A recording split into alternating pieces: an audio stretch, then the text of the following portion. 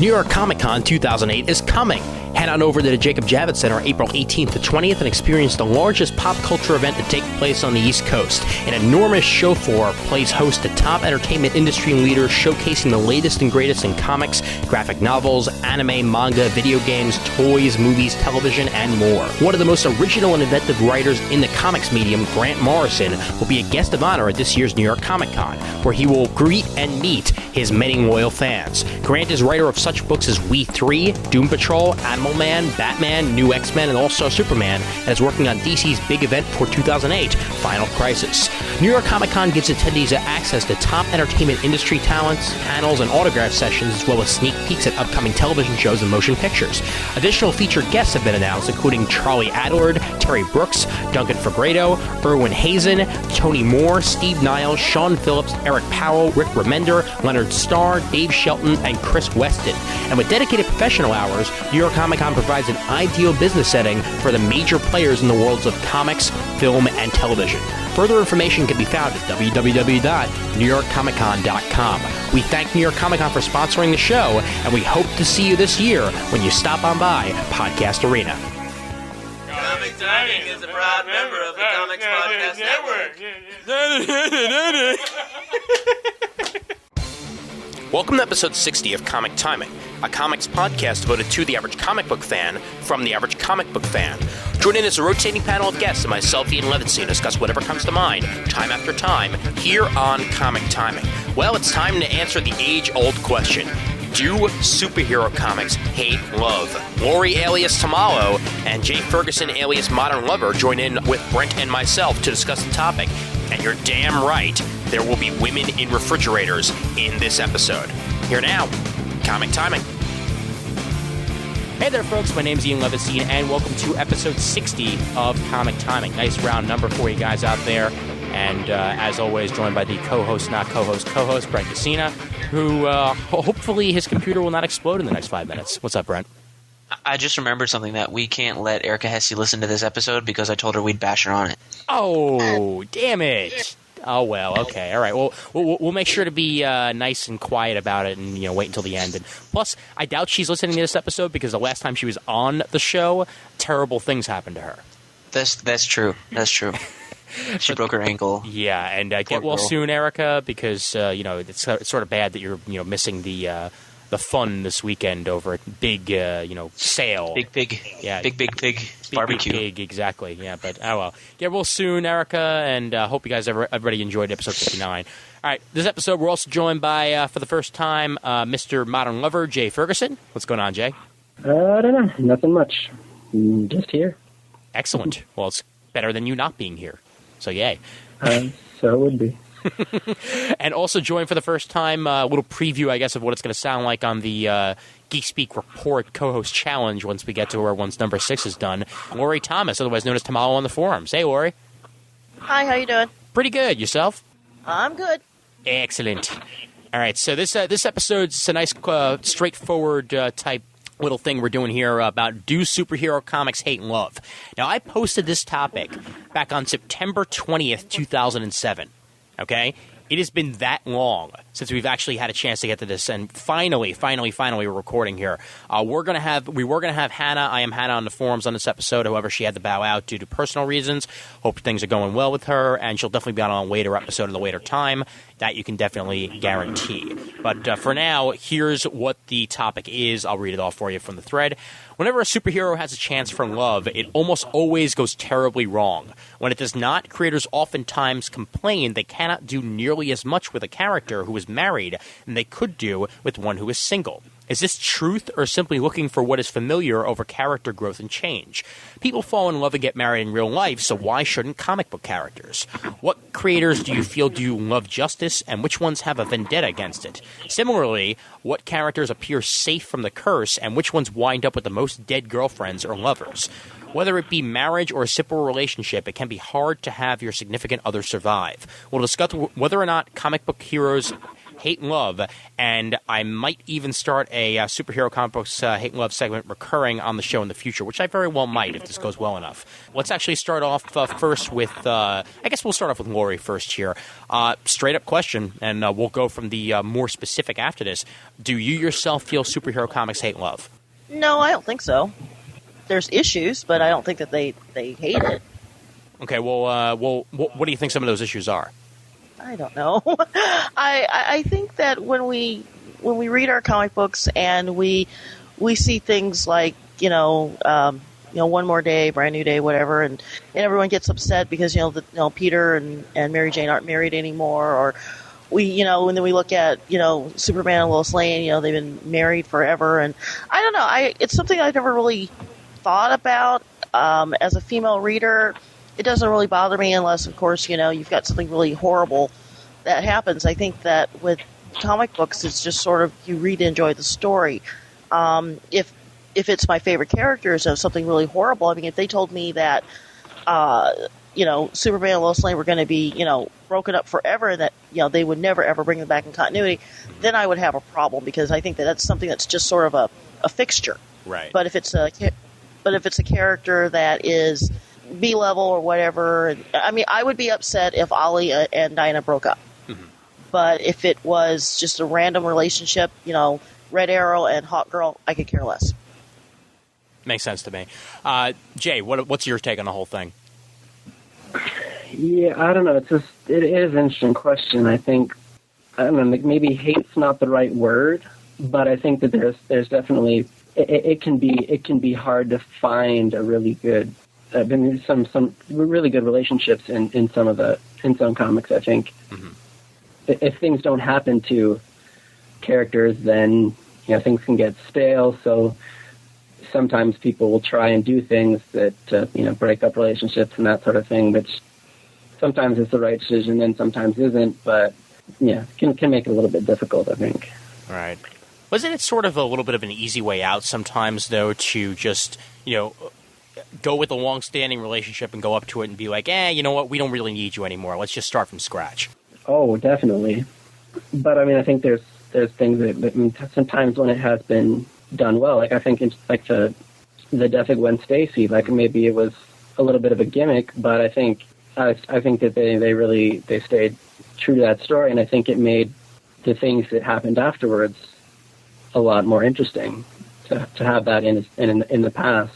Yeah, that's a good point, and that's sort of I guess the same idea that they're going with now with getting rid of Spider-Man's relationship yet again, perhaps thinking that things will get more interesting down the road for him. Just like before, by killing off Gwen Stacy, they created a brand new dynamic all over again. Yeah, though of course in that situation they did have a character sort of that was already set up that there were feelings between with Mary Jane. There was something. They had something to work with, whereas I don't know if they're adding things to make this work, I think, which maybe is not maybe the best way to go about it, but that's just my angle on it. Well, Brent, what's your take on the whole thing? Because obviously I know that you like love in real life, but do you like it in your comics? I do like it in my comics, but I think it's not really a question of do comic books hate love. It's more like do writers hate love? Mm-hmm. And I think it's safe to say that they don't. They just hate love that is good. Like love that is good and love that is stable. Because they always say stable relationships don't make for good storytelling. Which I think is stupid, but you can get more drama out of a relationship if it's on the rocks, or if somebody does something bad, or if they have issues and stuff. That's why the most interesting characters are the messed up ones, right? Right. So I think good, stable relationships don't necessarily make for good storytelling, and therefore writers think that they don't make for good comics, and that's our problem. Well, see, it's funny you should bring that up, though, because I guess, you've always sort of leaned more towards DC, I know that, and when I look at it, a lot more characters in DC have long-standing relationships than ones that are in Marvel. Because it seems like Marvel does tend to break them up after a while. Like, for example, I mean, one of the few characters that have actually gotten divorced over the years, Hank Pym and Janet, even though they've gotten back together a couple of times, everybody remembers the wife-beating moment more than anything else. And obviously they haven't had a stable relationship. I mean, Spider-Man's had breakups, and I mean, you've got Captain America, who's been on and off with Sharon Carter, and now obviously since he's deceased, that kind of makes things even more difficult for them. But DC, they tend to stay together, at least for a little longer than what usually happens in Marvel. Well, I think DC is just an example of, I guess, since the characters are more iconic, then like what's more iconic than marriage? I mean, Animal Man's married, Superman is married now, Hawkman is like soul married or whatever, and their souls are joined or whatever crap. I'm trying to think of who else is married. Well, Green Arrow. The Green Arrow is now married. Flash has always been married. Barry Allen and Iris, that was always stable. Mm-hmm. And then they got married, and then Wally West got married. Adam Strange has a wife. It's just a lot more heroes over there have stable relationships, and it seems like that the writers aren't opposed to them, and the editorial team isn't opposed to them because they've always been that way. Maybe because of that. Maybe the characters who are married aren't that big of characters, like they're not their big money bank, you know what I mean, other than Superman. So to mess with their marriage and make them rocky doesn't make all that sense, because the characters have always been married, always been a stable relationship, and it's been established that it works for those characters. And maybe that's why, like, say, I guess we're going to go to Spider-Man all episode tonight because he's the most recent example of, and that's what sparked our topic, is that why comic books hate love, because it seems like it was breaking up something that didn't need to be broken up. Right. Does that make any sense at all? No. That makes sense to me, and I mean, we will definitely be touching on him a little bit. And plus, I mean, there are other types of love that I think we can definitely touch on later on in the episode. But let me go back to Lori here. Actually, going with what Brent brought up, I know that you're a fan of DC. Also, do you see DC perhaps as more family oriented when it comes to, I guess, the supporting cast than Marvel is? Because a lot of the times, again, going with what was said before, that you do have a bit more of a family dynamic, you have more of a relationship dynamic going on in DC than what you ever really find in Marvel.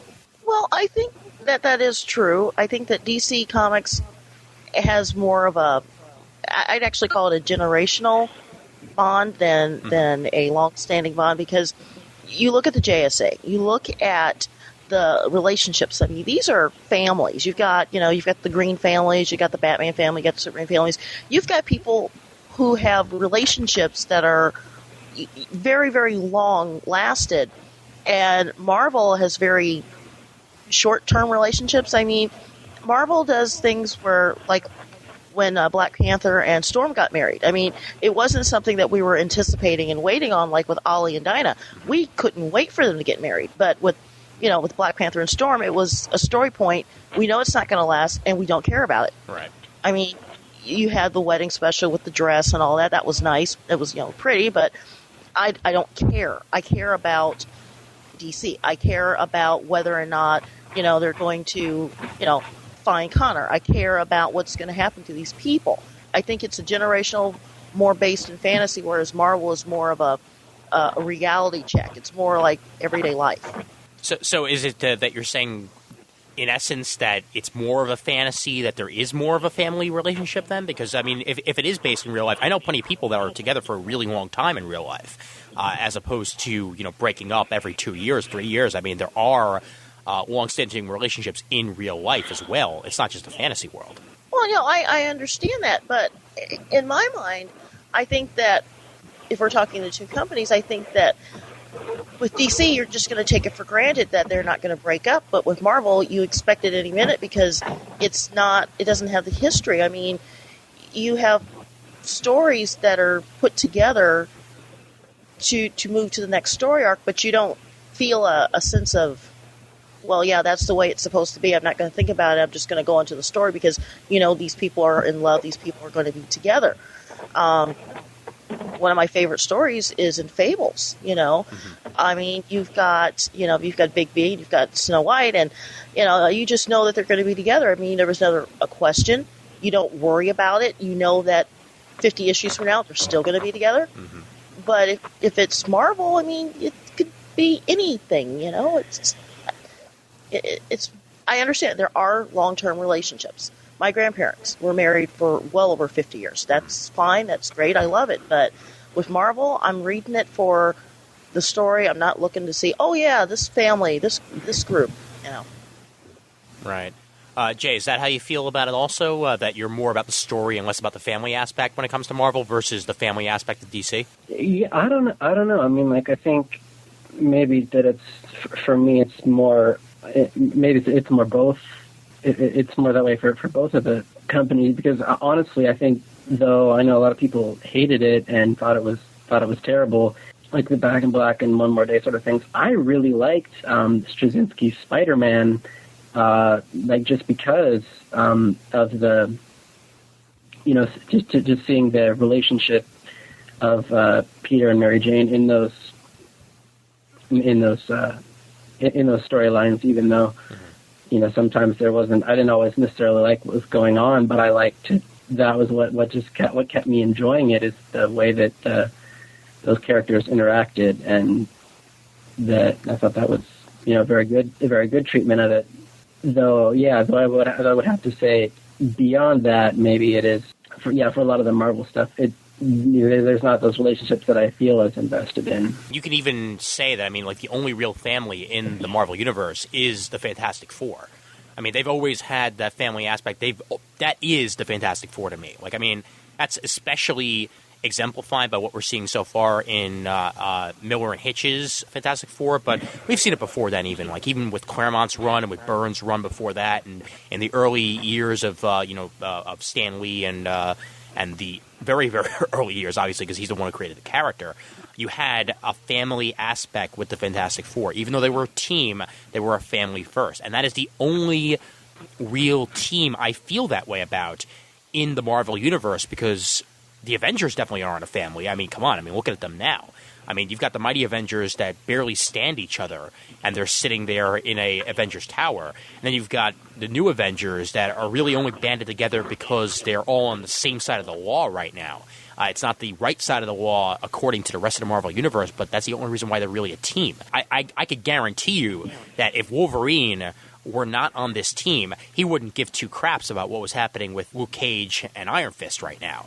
You know, he'd be just off doing one of his own things on one of the other 2,000 teams he's on in the Marvel Universe. So, definitely, to me, though, the only family I see for sure in the Marvel U is the Fantastic Four.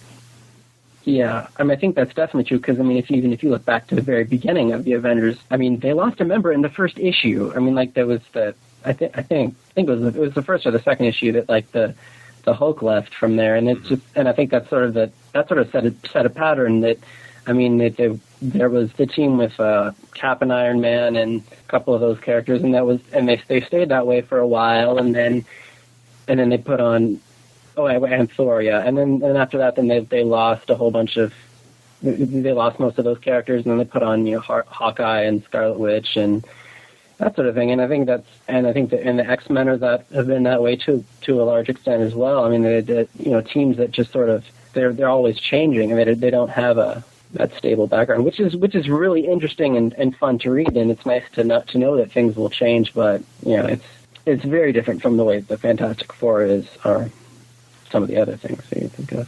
Yeah, because, I mean, even when you inserted other characters into Fantastic Four, like, I mean, in the 80s when you put She-Hulk in there, or in the 90s when you brought in Ant-Man and Kristoff, even with different characters, they still felt like a family, which is something you definitely can't say about anybody else. Mm-hmm.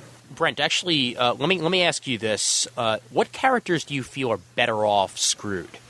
I mean, that's the best way to put it. I mean, like, what characters do you feel have their best stories when they're down in the dumps and moping, and, you know, not really stable relationships going on with them, where, you know, like, they might have a girlfriend, but then 3 or 4 issues down the road, or maybe even 3 or 4 months down the road. Wait, that is 3 or 4 issues. Okay, 3 or 4 years down the road, maybe they might have themselves a new sweetie on their arm. I mean, which characters are better off that way? I think definitely Batman.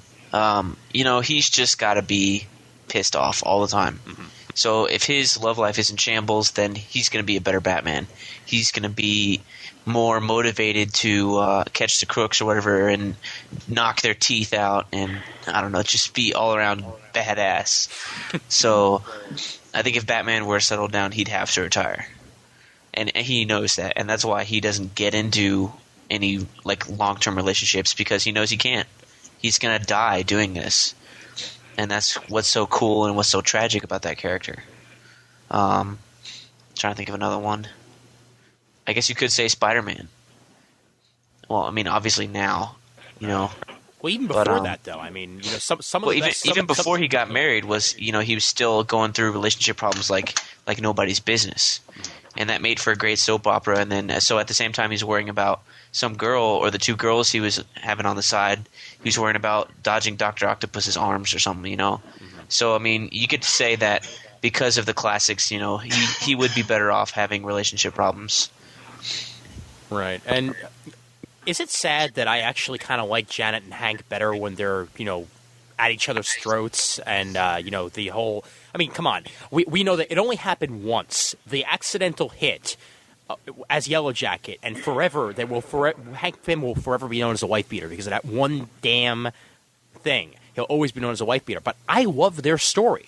You know, they're like, are they on? Are they off? Are they on? Are they off? They're constantly, you know, teasing each other or hating each other one minute or the other. It's kind of compelling. A lot more compelling than it would be if they were a couple.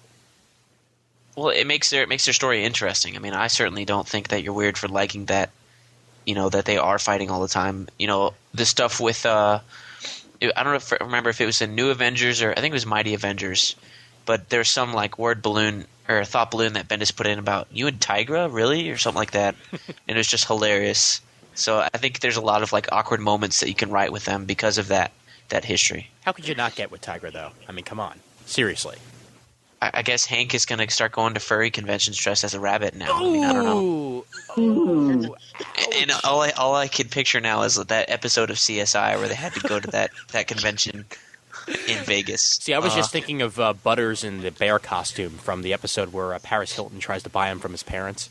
Oh, I will have to look that up now on SouthParkStudios.com. Yes, indeed. They have all the South Park episodes online for free.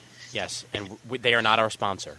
So, no. Yeah, we're just I saying wish that. so. Yes, that would if they want to be, that's cool. Oh God. Better than New York Comic Con. coming later. But all right, let's go back to Jay here for a minute. What characters do you think are better off depressed? Yeah, because I've seen some that I like them better, then I've seen them in that more stable place, and I really liked it. Like Mary, I mean, I love sort of just seeing like the, and again, I think it's sort of like I mean, not to the extreme of Janet and Hank, but it is definitely always just being such a jerk, and you're just like, oh, why does she put up with this? And that she would have put up with it too much longer. She just would have given up on the sucker. Oh, please. Well, you do not want to piss somebody off who knows about 200 different types. And it was, you know, it was great. I mean, yeah, that's one person without them, you know, so. Right. Well, and it's funny how like they went from having like the dysfunctional aspect to now they are yet another one of those DC families because they've got a daughter right now, and you know their relationship, and you know Connor, well, when he's around, Frizza, and and you know you've got also, well, you could even throw in obviously family, and that wasn't always the case. It is now. But once upon a time, you know, there was a character called Green Arrow that was just alone with nothing else to do. Even when he was with Speedy, he was just like a sidekick and not really like a family member. But now they are a straight-up family. Has Mia been officially adopted? You know, I'm not even sure about that. I think she might have been. I might remember that. If not, then I believe that they at least have custody of her. If not a straight up adoption. Does anybody know yes or no on this? Because I'm like drawing a blank whether or not she's officially adopted. I don't think so. Okay. Yeah, I don't think so either. But I really don't remember, which is kind of sad because it seems like something I should know. Well, if it hasn't happened, then I'm sure it will, because it seems like something that sort of like needs to happen for their family. And if we are wrong about this, as usual, just slap us on the face on the forums and correct us, because that would be nice. But Lori, what about you? Are there any characters that you think are better off depressed and sad and lonely? Think of any off the top of my head, but I really think that dating Green Lantern might not be a good idea at times. Oh, yeah. Because you either end up a supervillain or spurned. Yeah. And I'm not talking about Kyle. I'm talking about Hal. Yeah, yeah. I'll get into Kyle, trust me. But yeah, you can definitely talk about Hal now. No, I don't think that. I really can't think of any because you took my one example, which was Batman. But I don't know. I'm just looking through, and I'm looking at. I don't see anything about Mia being adopted on Wiki. Okay. But I don't think that any of the members of the Justice League should really be in serious relationships. They have too much going on. I mean, the ones that are married, that's good, but Green Arrow, Green Lantern, I mean, dating, that was good. Now that they're married, we'll see what happens. Obviously, Hawkman's not a good idea. I don't think I would take a date from Phantom Stranger, though. I don't know. He is a little skeevy. Yeah, I'm sort of looking at the list of the JLA members and going, nope, not going to do it, nope. Wouldn't that be awkward if Phantom Stranger asked you out on a date on Valentine's Day and give you a box of candy? You just kind of had to think what your mom always told you. Never take candy from a stranger. Right. You have been waiting your entire life to say that line, haven't you, Brent? I just thought of that when she said Phantom Stranger. I was like, yes, that's a winner. Oh, beautiful. Oh, man. But Well, I can list you one that if you do enter into a relationship with this person, you would either be considered a pedophile or you'd be considered crazy, and that would be Captain Marvel. yeah. Uh, Well, they did that in JSA, didn't they? Yeah, I was just Yeah, gonna Yeah, say, they had- that was cool, and that was I mean just a little bit because okay, that sounds wrong, but I mean it was just like yeah, I it's just awesome love when that- pedophilia happens. Well, it wasn't even No, technically no. pedophilia. I mean, they're the same age in real life. Yeah, but I mean that was a cool thing, like because out of it that no one knew, and then it was, but like they were really into it, but then everyone else is like, oh, this is so wrong, and I know it's kind of cool to see it from Okay. two angles. Is Billy Batson, isn't he just like 8, though? I thought he was like 16. No, He's not 16, is he? No, he's like 16 now. He's like He 16, is? 17, yeah. I thought he was like 8. He used to be. I mean, he's aged Well, over I the years. I think sort of with and then what you think about with what happened in Trials with Shazam, like in the beginning, I think with that, if you think, but I mean, he's probably old now, but Yeah, well, I mean, he has to be old because you got to remember, Brent, he worked for a radio station. I mean, What's that there's mean? no way an 8-year-old was working for a radio station. Okay. Yeah. but there was a thing, like, I mean, I think, I'm trying to remember because it's been a while since I read it, but like in the showcase, the Shazam, like back, like when they brought it back, like in the 70s, I think it was sort of like established, like he was in suspended animation for like a while or something, so maybe he's not. Right. I think. But this is really irrelevant, though. I mean, Well, we'll just go with the fact that it did seem kind of skeevy that to have them dating when in reality it was perfectly fine and acceptable. but talking about JSA, though, I thought of someone actually who I think I like better, like is being kind of screwed up. Though I don't know if she ever really has had any serious relationships, but would be Power Girl. Like I just love, the kind of a lot of people are attracted to her, but she just never can. She's just too wrapped up in what she does. It's nice to see someone who really actually takes being a superhero seriously, and she's just like. Well, she'd date a lot more often, but not that many people look at her eyes. Yeah. Fair enough. It's kind of difficult when she can open doors with her chest. Oh god, I just opened a can of worms, didn't I? Again, it's like that South Park episode that was on last night. Oh God, yes, which was fantastic. If you haven't seen the oh my God, the heavy metal It's called parody they did, Major Boobage. yes, Major Boobage. But one character that obviously needs to be brought up.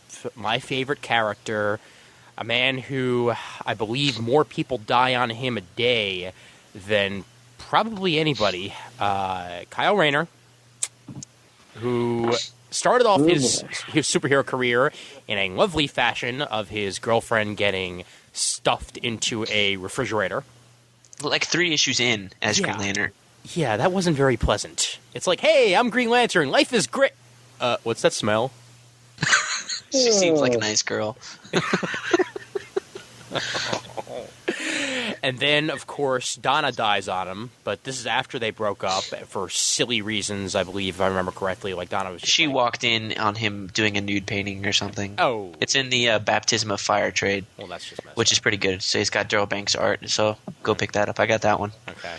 And then, of course, Jade dies during Infinite Crisis, and that was very sad because I've always been a fan of the character Jade. And not only does that mess up the love between her and Kyle, but that obviously messes up the love between her and her father, Alan Scott. There goes his entire family because all he has left is Extant, who I believe Obsidian? Obsidian. It's Obsidian. Sorry, I always get those two confused. Obsidian, who most of the time just likes hanging out in the walls of JSA headquarters. I don't even know if he goes anywhere else these days. But yeah, poor Kyle. Poor Kyle. And I guess he's better off this way, considering that I really liked him in Jade, but I'm still liking his character now as a single person, and I'm afraid of him getting with anybody else because then they're going to die. Plus, think about what happened to his mom, which was even worse. My God. I mean, you talk about the women in refrigerator syndrome just happens to him, and I know that it was coined because of him, but his mother dies of a sentient virus sent forth by the Sinestro Corps. It's like, dude, you cannot catch a break. I remember in the in the last closing issues of his series, his Green Lantern series, I think Volume 2 or whatever, when they brought back Major Force to close it all out. And I remember there's just this moment, and he's walking in his kitchen, he can't find his mom or something. I don't know if he kidnapped his mom or what. Kidnapped the mom, yeah. He just walked by the refrigerator, and there's just a moment oh God, is his mom going to be in there too? Yeah. But she was just somewhere else. All he found was pork chops. Yeah. And goat cheese. I could do something good with that. I never understood why they wouldn't let him and Jade be happy. Well, Because they were together, and then he wanted to take it to the next level, and whatever reason, she was never ready, and then he went off into space to try and restart the core, and then she cheated on him with some blonde dude in their apartment. I never understood that. That's all because of Ben Robb, because the relationship between Jade and Kyle was set up by Judd Winnick. The minute that Judd Winnick left the title, on came Ben Robb, and he immediately broke them up. For no reason, for no foreseen reason, because literally he gets back from space, and there she is cheating with another dude in his apartment. Well, her name was on the lease too, I'm sure. Not quite. If you're living certain together, about that. Not quite. she had to pay the rent. I'm sure she was on the lease. Okay. But let's. He got the apartment first. Okay, that's the way I'm looking at it, because she did move in as a roommate at one point. So you're right. She was probably on the lease before they got together. They were roommates. But it was his couch, his rug, his plates, his towels. Probably, right? Probably, yeah. I don't know. Yeah, it didn't feel right at all, which actually brings me to my next statement that I wanted to make. You're a writer. You don't like the way that a relationship went in a previous arc. You're not sure how long you're going to be on the title. Maybe, say, 6 or 7 issues or something like that. Do you take the foundation for the relationship that was set up by the previous writer and just throw it out the window and work with your own thing? Or do you suck through it, breathe in, breathe out, and work with that relationship anyway, knowing that it's very possible that the guy after you is going to walk in that sandbox and say, I'm glad I'm still here with these guys because, well, this works really well. So what would you do if you were put in that situation? We'll start with Lori. Well, I would do what they used to do a long time ago. First panel, oh, hi, honey, how are you? Oh, we have an emergency. Okay, I'll see you later. They go in an emergency. They take care of things, save the world, come back. Oh, yeah, honey, you got dinner ready, and move on.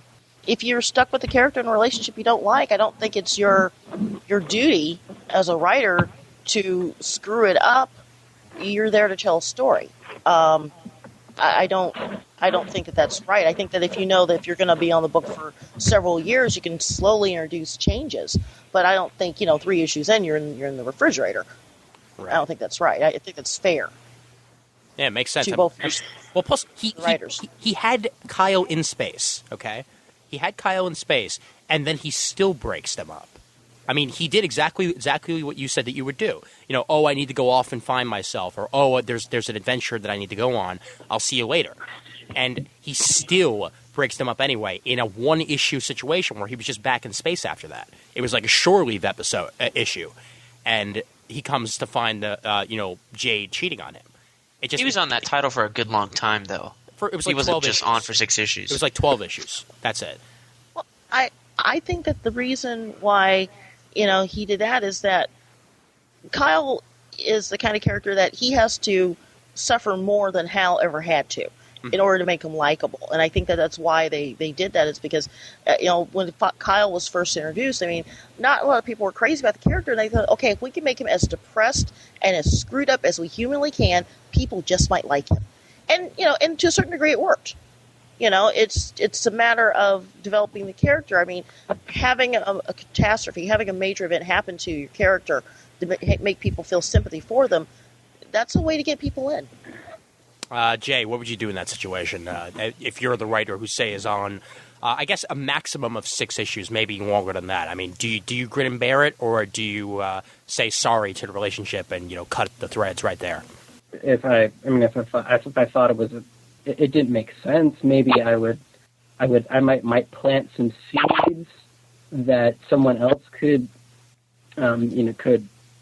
build into breaking them up later if they decided they wanted to do that. But really, I mean, if it was a short run, unless I had the okay from the editor, that's not something that I would ever do. It's just not. Yeah, you just don't do that kind of thing. It's not kosher. Well, it's not a service to the character. Yeah. Whereas if say somebody wanted these 2 characters and they said, all right, who can do this the best? And then they could say, all right, Ian, you come on and you break up these 2 characters in 6 issues. Go. Then I think you'd have to do it. But if they just said, hey, you want to write 6 issues? And you were like, yeah, I want to ruin it. I think the editorial team would be like, that's it. No. That's it. The minute that I get my break, if I ever get my break, and they ask me, okay, so what characters do you want? I'm going to be like, let's see, what character do I hate the most? Yeah, I'm going to go with, and then I'll say, I don't know, maybe Night Thrasher or something like that. And I'll have him, being in a relationship, and, it'll be a lovely relationship, everything will be nice and happy. And then in the second issue, he'll be walking down the street with her, and a steamroller will just crush her. And that's what's going to happen. That's it. It'll just be there. And I'll have a caption that says steamrolled. It'll be beautiful. Well, I think Joe Quesada was like, I really want Mary Jane and Peter Parker to break up. But who can do it? I guess JMS. He's been on this title long enough. What about me? Yeah, maybe me. Well, at least he took, I guess, the first-hand initiative to go and do that himself, as opposed to turning to some other artist and being like, so, yeah, Ron Garney. And I know that I've mentioned before that I would have loved to see Ron Garney do the art on this, just to continue. Would have came out a whole lot quicker. Right. I think we said that, too. It would have came out a lot quicker, but, now that I've had time to think about it, it does make sense that at least since he was the guy who wanted to have them be broken up, to at least be a part of it and be, partial writer / artist, makes perfect sense to me. Well, I mean, so now his track record is he killed Karen Page, and he erased Mary Jane. Mm-hmm. So what's next? I mean, you go from killing someone to erasing their whole life, basically. How can you top yourself as an artist? Next thing happens, genocide. Is he going to do a World War II comic about Anne Frank? I don't know. Oh! Why'd you have to go there? Oh God! I'm nauseous. But no. The next thing he's going to do is he's going to go on, maybe Nova, and he's going to have an issue where Nova goes back to being a child. That's it. He's just going to have the past 40 years of continuity just entirely erased, and he's just going to be just born from his mother, and that's where the entire series is going to start, picking up again from right there. No, but what I was trying to say though is that he's been ruining relationships as an artist. He hasn't, maybe not intentionally on the first one, but he did kill Karen Page. He drew the panel, and then he came up with the idea for Mary Jane being erased, and he drew that too. Yeah. So I was saying, like, what other relationship ruining type thing can he do now? Well, we'll see. Maybe he'll flip a coin down the road and be like, okay, I'll go with that one next. Hey, Reed and Sue, what's up, guys? How you doing? How are things? You're married. Go die. Nah, that's Mark Miller. Ooh. Ooh. I'm sure he there's no way that he can't, like, try and do that. I don't know. But moving on from there, moving on to a topic that's a little more depressing than that, sadly enough. There have been some gratuitous moments with characters that were in love and, things were going nice and groovy with them that seem to have been a little bit too much. And this, I guess, is going along the lines of what I mentioned with Kyle here and maybe going there. Were there any cases that you remember? And the first one that obviously comes to mind with me is, Elongated Man and Sue Dibney, what happened with them.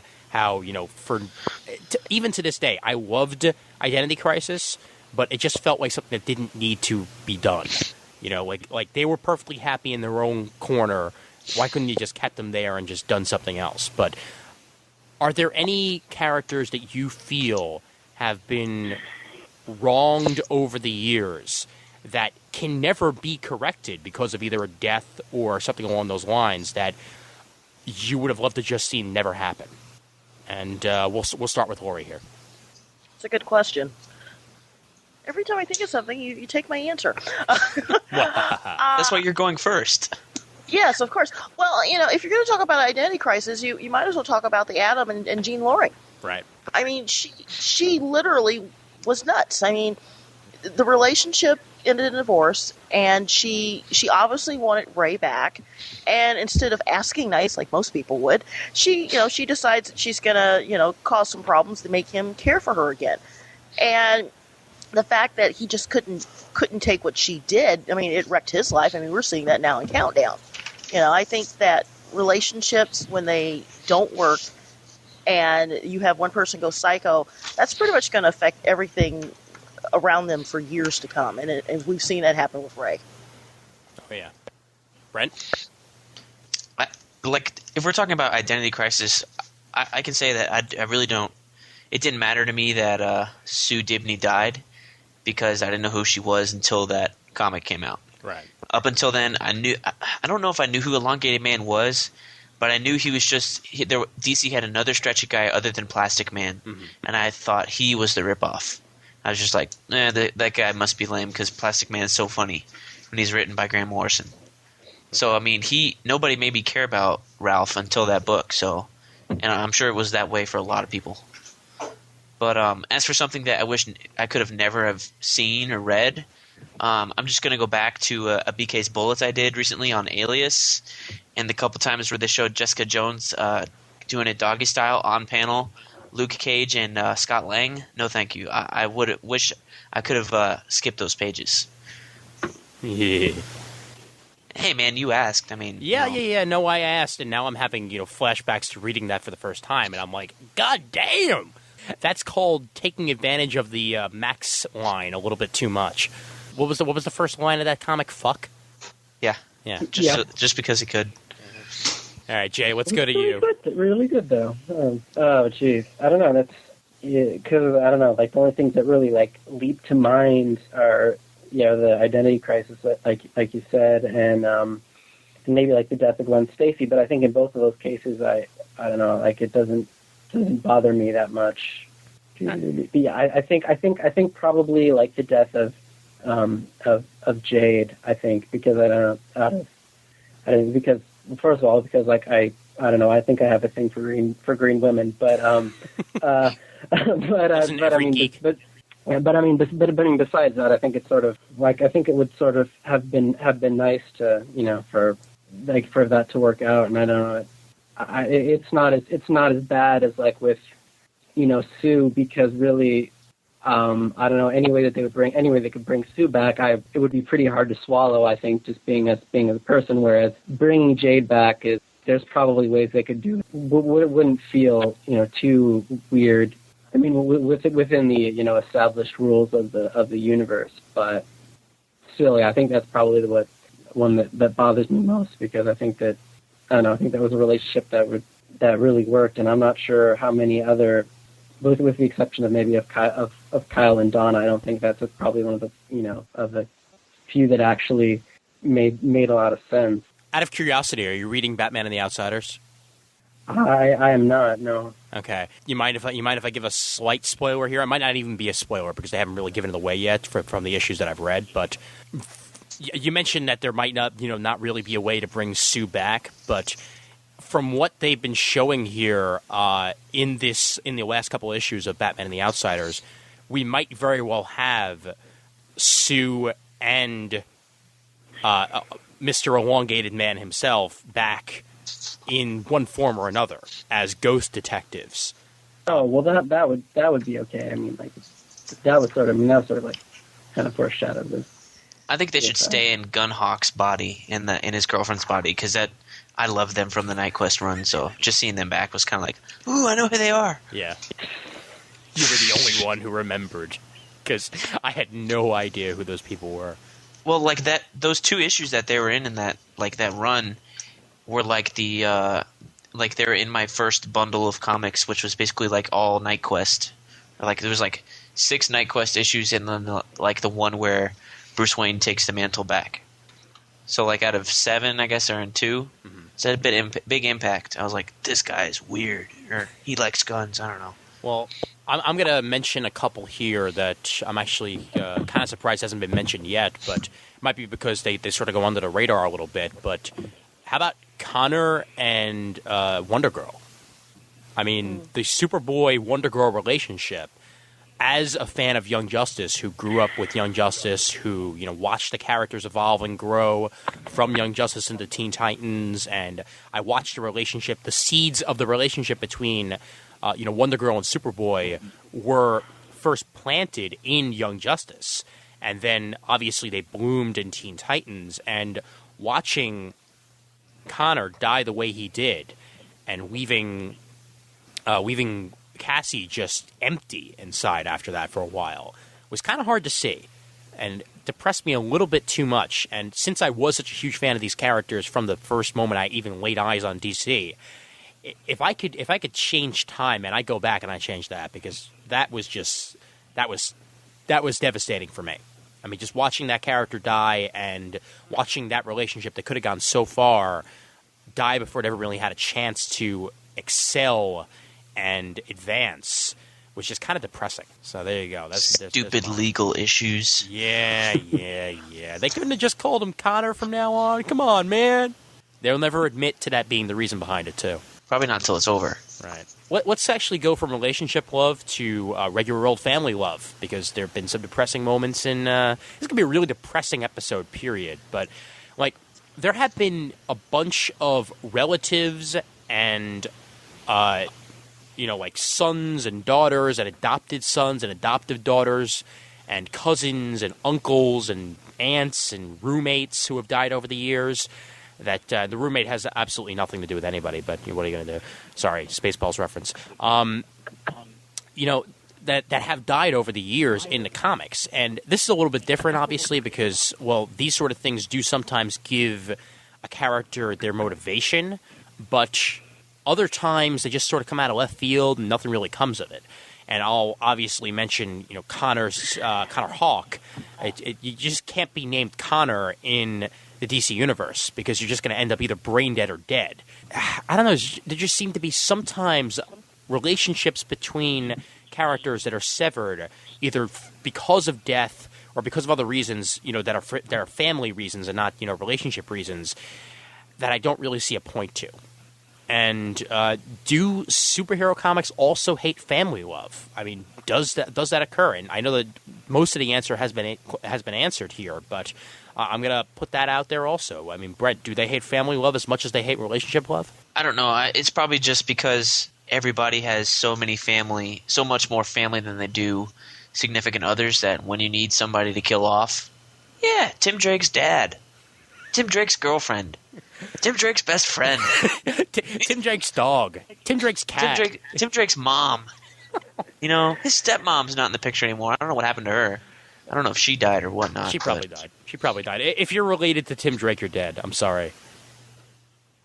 So, I mean, hey, but we got some good story points out of him. now he's Bruce Wayne's kid, right? Oh crap! Right. Bruce Wayne's gonna die. Damn it! It's all over. It's all over. Ugh. But so you're saying that it's not really a bad thing if they kill off the relatives? Well, I mean, they're just ancillary characters anyway, right? So, I mean, you're not going to read a Tim Drake's dad comic. I'm not going to read a Connor Hawke comic, so his coma-induced state didn't bother me at all. See, I would read a Connor Hawke comic, so it did bother me. Okay, well, could care less about him, so. Yeah. Well, I don't know. He was my Green Arrow when I was growing up, so just like Kyle was my Green Lantern, he was my Green Arrow, and then when Ollie came back, I'm like, okay, great. At least they didn't kill off Connor.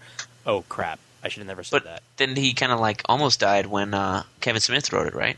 Yes, but almost. In the Sounds of Violence, didn't he come close, really close? Yeah, but then he didn't. Yeah. Well, now I think he's gonna. Damn it! Biatch. It's just kind of weird for that book, though, because it came off of Ollie thinking he was dead, and then they found him, and then now it's there's no happy moment for that book at all. It's good. That book's going to be really depressing, I think, forever and ever. Yeah. Well, also Judd Winnick loves doing a couple of things in books. I think I've actually just officially decided this, and agree or disagree if you'd like, but I think that Judd Winnick is the M. Night Shyamalan of comic books, because he always needs some sort of twist. He always throws in that twist that you're not expecting, or hey, look over there! Oh crap! It's my dead mother back to life. Or he's gay. Or she has AIDS. Or she has AIDS. Right. It seems like he always has to have some sort of twist in his comics. Hey, I can't complain. I like Judd Winnick, so. Neither do I. Yeah, I don't know. I'm just making a statement.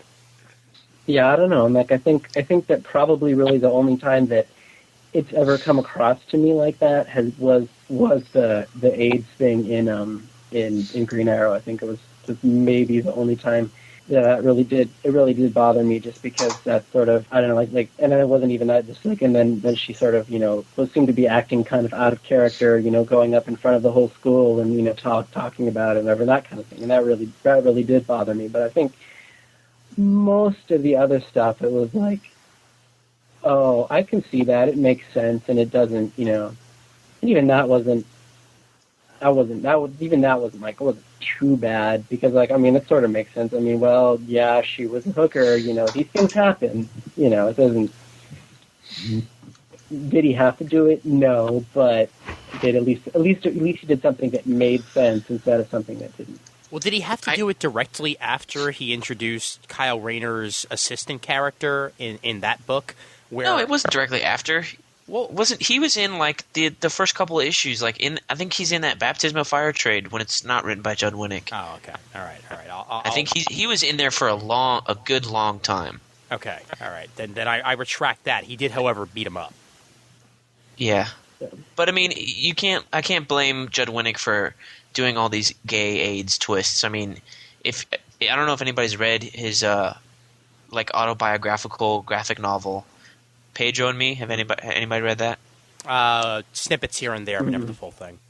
I stumbled upon it in my library last summer, and I thought it was fantastic. It's the best thing he's ever written so far, probably because it's so personal, and he writes it and he draws it himself, and it looks like. I never watched that season of Real World. That's kind of too old for me, but you could just tell the way he wrote about this guy Pedro that he knew from the real world, that he really cared about him, and his death hurt him, and he Judd Winnick basically took it upon himself to continue his mission of preaching about HIV and AIDS and stuff. And I think for a little while before he started writing, he was one of those people that goes around to schools and talks about HIV and AIDS to kids. And then he got the comics gig, and he was oh well, can't really go around to schools now, but he could probably do it in his comics, which is probably why he does. And hey, if it gives him a GLAAD award every year, who cares, right? Right. And I am a Judd Winnick fan. I was just sort of bringing that up. But Lori, are family relationships also hated by love? And I sort of know what your answer is on this one already, but let's hear it. Well, first of all, I've had enough time to actually refresh my memory and come up with a really good one. Aquaman. Ooh. Oh, There you go. wow. Ooh. Specifically, Yikes. Tempest. Mm. Pretty dysfunctional. Is Tempest dead? Or wait, Yeah, are he's you still alive. talking totally different? Okay, sorry, never mind. I'm out of it. Sorry, go ahead. Aqualad became Tempest. Tempest became a sorcerer. That Right. sort of thing. Mhm. His Yeah. name started. No, I think one of the better examples, and I was going to bring up Green Arrow and Speedy, but Aquaman really sort of turned his back on literally his kid. I mean, he had Aqualad with him for a very long time, falls in love, gets married, has a son, loses a hand, kicks him to the curb. I mean, they've done some redemption with Ollie and Roy, but you've never really seen a redemption between Arthur and Garth. I mean, he literally could care less to this day. I mean, he literally was like, you know what? Sorry, kid.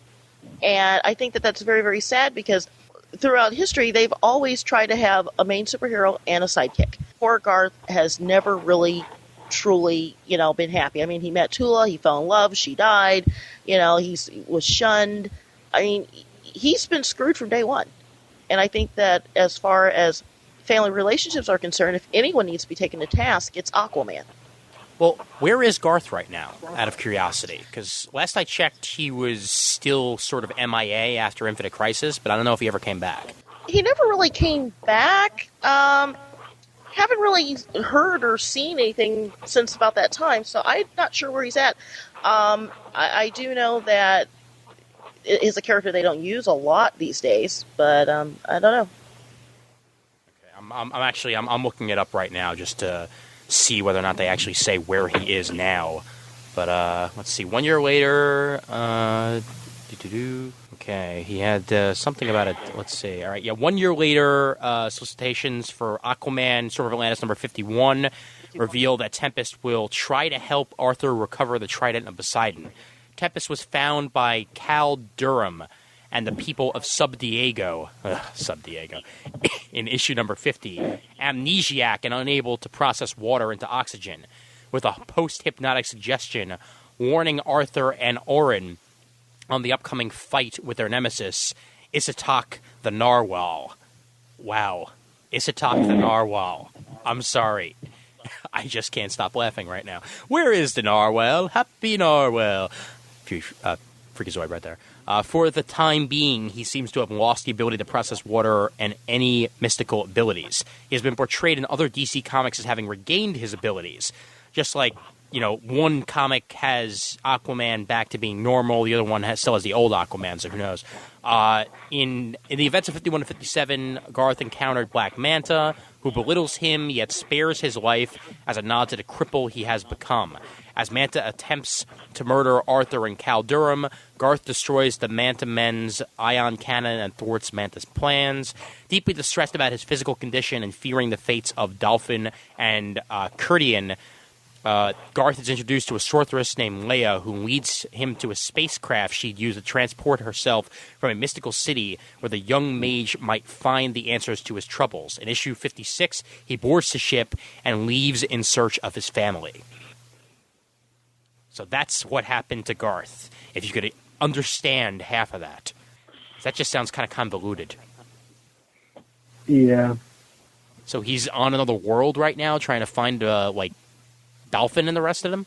I do admit, though, that it would be nice if they actually kissed and made up finally, though. Yeah, it's time. Yeah, but, that's not exactly happy. You got any others, like any Marvel ones that come to mind or anything? But, only one I can really think of, I guess, is maybe Bucky and Cap, but that's a really convoluted story in and of itself. No, not really for Marvel. No, nothing. Yeah. I guess I need to bone up on my Marvel a little bit more. I mean, I read Marvel, but I don't know, I pay more attention to DC. Well, you know what, actually, here's one that comes to me, actually. Wolverine and Jubilee. Wolverine and Jubilee were sort of as close as Kitty Pryde and Wolverine for a while. In fact, she was the new Kitty Pryde. I mean, let's just put it that way. I mean, when Kitty Pryde went off to Excalibur, Jubilee was there to take the Kitty Pryde place. And she got trained by Wolverine. She learned all the martial arts that, Kitty learned. And she was a decent fighter. She had her powers, her pyrotechnics and all that. And then once Gen X happened, all of a sudden, her and Wolverine just never hung out. They never talked. You never really saw them mention each other, really. And it just kind of felt like they forgot about each other.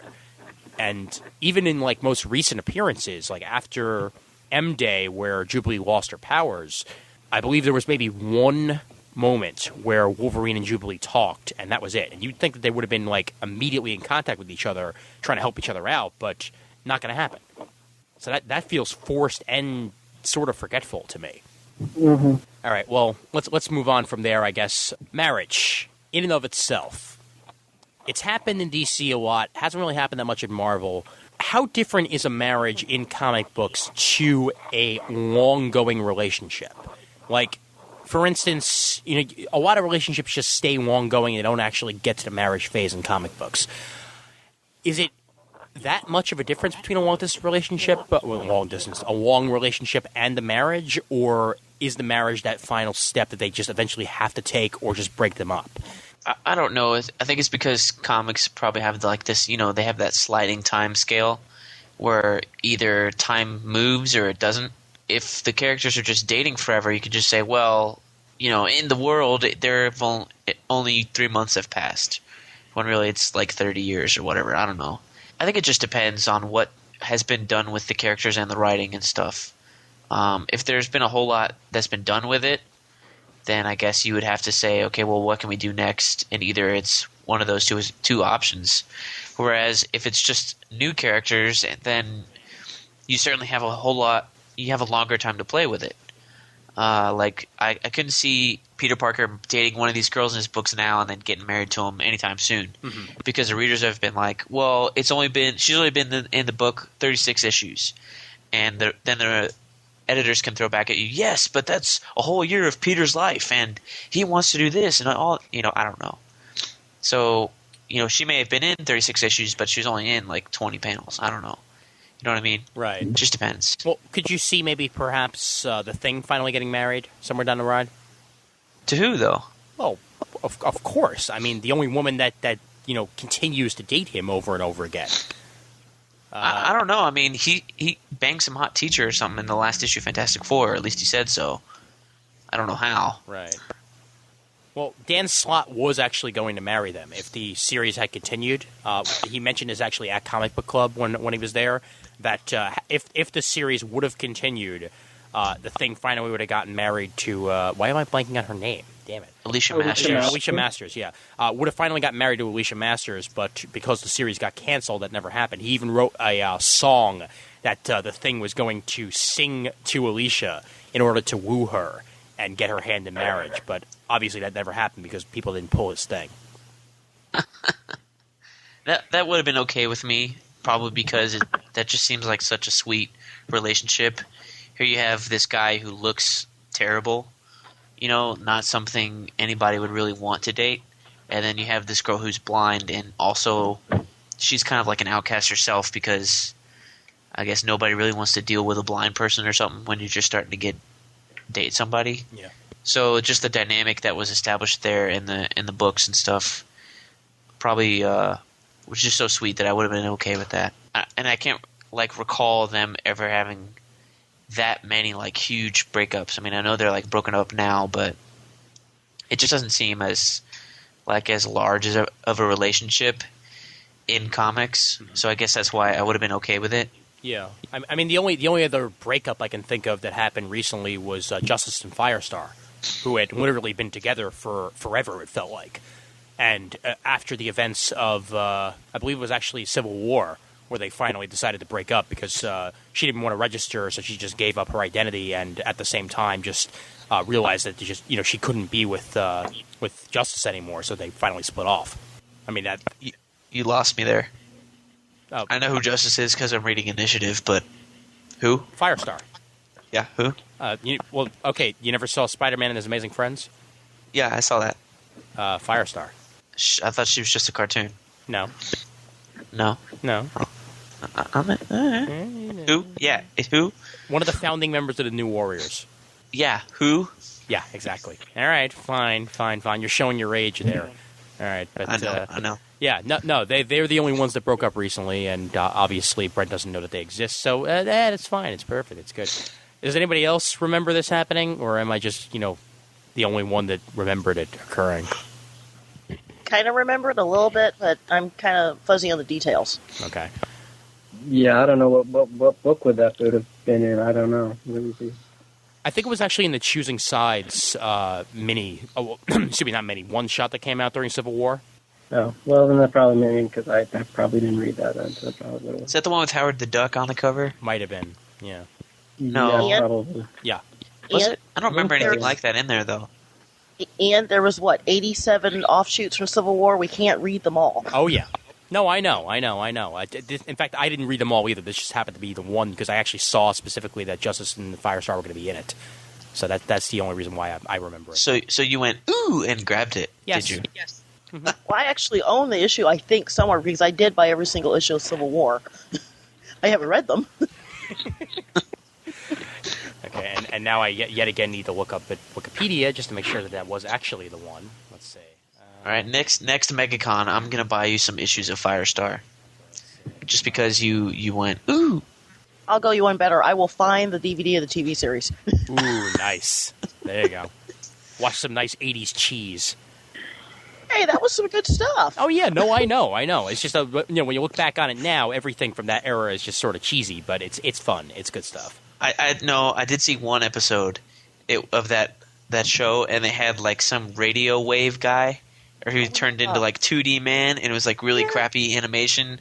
He was like all spiky everywhere.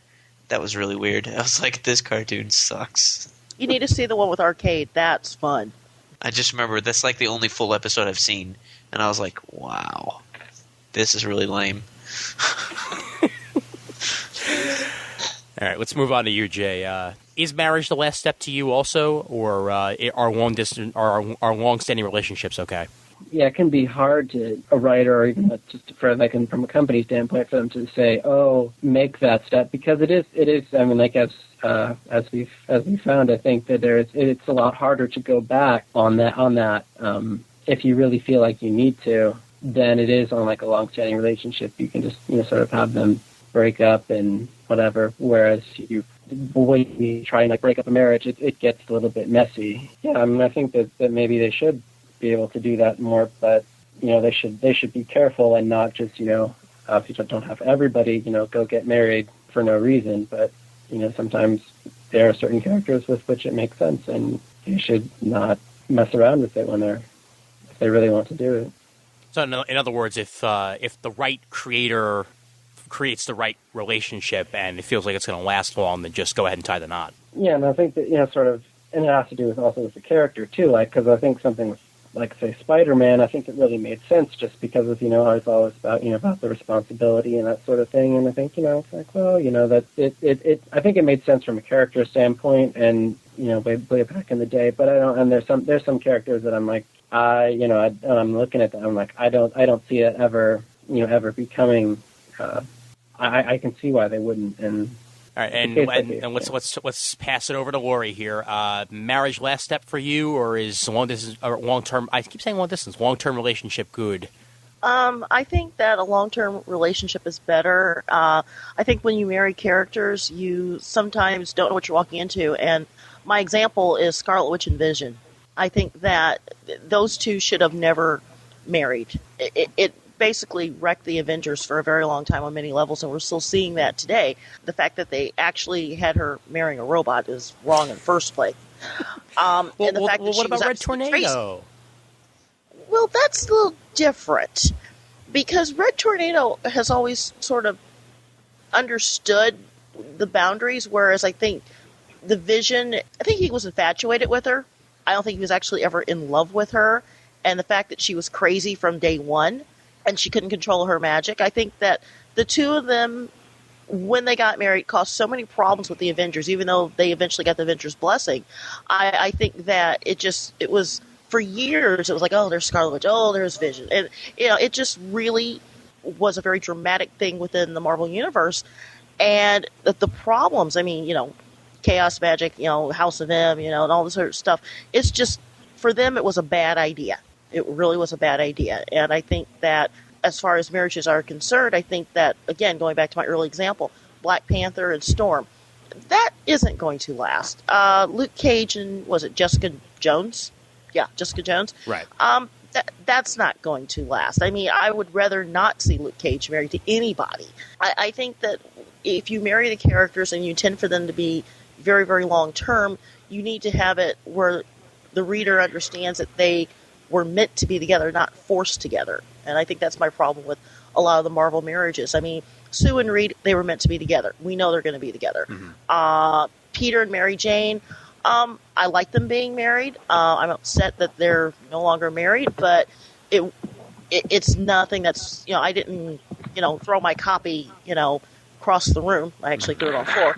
But but it didn't really bother. I think the thing that bothered me the most about that is that what they did, Joey Q going, it's magic, don't worry about it. I think that bothered me more than the marriage being ended. Right. That's all I really got to say on that. Just the way he handled it, really. But yeah. Another one that I bring up actually is going along the same lines of Scarlet Witch, considering that it is her brother. Quicksilver and Crystal never really worked for me because it just like Crystal was in that long relationship with Johnny Storm, and then like Quicksilver was almost like her rebound. And, sure, they got a kid out of it, and that's all well and good, but never really worked as a story. And just like you could sort of do as like the opposite of that. Black Bolt and Medusa are probably one of the best married couples I've read in the Marvel U, even though they have been messed up a little bit over the past couple of years. But I think that's just basically just like creators just saying, hey, we got to throw some bones in here, even when they really don't have to. But they're one of those couples that, whether they were a long-term relationship or a married couple, would still be good together. That's because he lets her do all the talking. And as a man, I have learned that's probably the way to go. I don't know. The thing about Luke Cage and Jessica, I don't know. I thought that was really, I don't know. Maybe it's just because from Alias, I liked that how it sort of, even though there's those characters that I just like, would they really? But I don't know. Like it's sort of like through the course of that series, it's sort of like, them just sort of kind of they were like searching for something, and then finally they found it and it clicked, and I thought that was really. It felt right to me, and I don't know. Like whereas I don't, there's some things that do seem really forced, even though I like where it's going, like the Green Arrow and Black Canary marriage, like I don't, though there were times where it would have made sense in the past, I'm not sure how much it made sense right now with where the two characters are. As somebody who read Alias all the way through and was a huge fan of the relationship that was building in there, it was just sort of like it's about damn time when Luke and Jessica got married, because that was a long build. I mean, Alias was around for a while, and sure, she did have that relationship with Scott Lang for a little bit, but the overall arc of Alias was that Luke Cage and Jessica Jones are in love. And when they got married, I thought it was definitely a good thing. So that's how I'm feeling about it. Are there any particular creators that you feel write love really well? And I'm going to just throw out there, because I haven't said anything first really so far. I'm actually going to go with Jeff Johns, because he does a wonderful job of writing Liberty Bell and Hourman. And that's a couple that got built out of 1 year later. And even before that, they were still, I guess, like flirting with each other. But now that they're married, there have never been more lovey-dovey newlyweds than those two. And it feels natural. It feels like something that isn't really going to be repealed anytime soon, because they work together as a couple. So that's definitely one that I'll bring up. But we'll start with Lori here. Bill Willingham with Bigby and Snow White. Oh yeah, I think he did a really good job with that relationship and the marriage. I think it's awesome the way that how they wrote them fighting for each other, and how he was constantly smoking because he could constantly smell her all the time, and how he was attracted to her, and how she being pregnant with the cubs, and defending Fabletown, and knowing that one day he was going to come back. And I just think that it was a wonderful story. I mean, from that first issue. It was just, the build was there. I think he did a wonderful job. And Jay, let's go to you. I don't know. I think, like I said earlier, I really, like, if you, I guess, like, with the caveat of One More Day, I think besides that, I think Straczynski really did do a lot with the marriage of Peter and Mary Jane, and I felt all throughout that like they were really, that it was very believable and interesting from where the relationship came from. And also, and I would say maybe like with Kirkman in Invincible, both with the main characters and some of the minor ones I really like. I think another guy who does a good job actually is Bendis. I mean, going back to what I said about Yeah. Alias, but I mean the relationship that he's built in Ultimate Spider-Man between Ultimate Mary Jane and Ultimate Peter Parker has, I mean, my God, I mean these are teenagers in love. It's as simple as that. I mean, their relationship just works so incredibly well due to the backbone that he's built over the years. Mm-hmm. And I think he writes a lot, like besides like the good long-term relationships, he also does a lot with the relationships that aren't as like I think with the Black Cat and that sort of in Ultimate Spider-Man. I think that's sort of there's with things that really don't work and shouldn't work. And I wish there were more good long-term relationships, but I also like to see the screwed up and the wrong and the stuff that isn't going to work, and it, but you are just you're waiting to see when it's going to blow up. Yeah, sort of. when the shoe's finally going to drop. Mm-hmm. Yeah. Well, even when the shoe dropped in Ultimate Spider-Man, he still managed to write a really good secondary relationship. I mean, who would have thought that Kitty Pryde and Peter Parker would work so damn well together? I know. It was really nice. Yeah. It's like when you write them both at the same age, it's like, oh, yeah, it makes sense. The computer nerd with the nerd. And I think there's one other guy that I'll mention. He's sort of like in between, because I'm not sure whether I like the way he writes relationships or whether I can't stand the way that he always throws them out at some point. Brian K. Vaughan, how he wrote the relationships in Runaways very well, and how he did Y the Last Man and the build-up of relationships in that. However, he does have a tendency to do the, fall into the topic of, why do superhero comics hate love? Because a lot of the times what he ends up doing in his comics is eventually killing off the person. But that I guess is just like his own caveat. It's like eventually he's got to create some sort of drama in the way that he writes. But when he does write them, when he does write a relationship versus a broken relationship, he does a good job. Yeah. Another good one actually is, at least when he was in his prime, I think Chris Claremont. I've been reading some of those old X-Men issues, and there's some really interesting stuff going on, especially like with Madeline Pryor and that sort of thing. It's really, at least at the beginning, was very. Yeah, I wish they would have just went with the original plan with Madeline Pryor and just be like, she's a girl who looks a little bit like Jean. That's it. Like none of this clone bull crap that they came up with eventually. It's like, yes, he fell in love with somebody who looks a little bit like his dead ex. Just let's just roll with that. Yeah, I liked it. Like there was there's this little bit where it was like Mastermind like screwing with them, and so you're like, oh, this really is, and then you figure out, okay, it's not, and then just leave it there. It would have been better, but yeah. Oh yeah. People do things sometimes that people don't like, and there you go. All right, Brent, let's go to you. Any creators that come off the top of your head that do you love really well? I really liked what Brian K. Vaughan's been doing in Y. I mean, nobody is really in love there. Mm-hmm. 355, I think, is in love with York. I haven't read the last couple of issues, so okay, then we won't give anything away. We won't give anything away. It's interesting. Okay. Well, it's just interesting. I think she's in love with him, and then he doesn't realize it, and then the way he writes his relationship with Beth and how they're pining after each other, even though they haven't seen each other for I guess 4 years or something. I still don't understand how that works. He doesn't know she's alive, really. I don't know, but that's really interesting to read every time. I liked your Jeff Johns thing. I thought that was really good.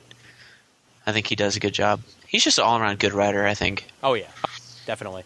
Well, have you actually read any of the American version stuff yet? By the way, no, I haven't. Okay, because another guy I want to mention real quick here is Stephen T. Siegel, who wrote American Version, and the relationship that he built in that as well later on in the book was a very true, along the same lines of why I like Bendis' stuff in Ultimate Spider-Man.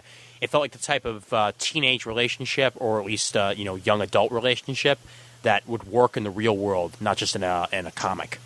So that's another one that I'll mention there. I'm sorry, I got one more. Garth Ennis with Preacher with Jesse and Tulip. Ooh, there you go. Explain the relationship a little bit to me, because I actually have not read Preacher yet. I'm one of those sad pandas that actually hasn't had a chance to read it yet.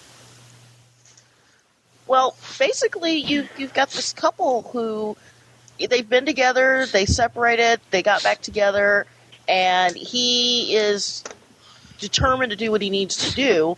I'm trying not to spoil it. And no matter what, she's always there for him. And then when they are separated again and another character comes in, you can really see that they have this connection where they sort of promise each other that no matter what, it's always going to be the two of them. And even though Preacher was extremely out there, he managed to make you really believe that Jesse and Tulip needed to be together no matter what. And no matter what happened, they would always have each other's back. And I just think that was one of the things that made Preacher such a strong book. Awesome. Well, Preacher's yet another one of those titles that everybody keeps on saying to me that you need to start reading. I'm probably going to start at the very beginning and work my way up. Might take me 20 years to catch up, but at least I'm going to start somewhere eventually. And you know what? Here's one more before we close it out and we roll on to another topic. Warren Ellis. Yes, I did just say Warren Ellis and relationships in the same sentence, because he created the best damn relationship that anybody created in Excalibur, and that is Pete Wisdom and Kitty Pryde. Screw Colossus and Kitty Pryde. Pete Wisdom and Kitty Pryde was brilliant, because they had such a back and forth going that no other relationship of that era had, where they would fight with each other, but you know that it was like out of love. Sort of similar to how Luke Cage and Jessica worked together. And he just did such a good job of building a character there and building a relationship, and then the minute that he left the book, they tore it apart, which sucked. But, that was a very good marriage while it lasted. I want to echo the Garth Ennis thing, because The Boys has been really interesting. I think the butcher and his dog, that relationship's really interesting. God. Oh, God. What else? There's one. Oh, the butcher and the CIA liaison, that blonde lady. That's really interesting.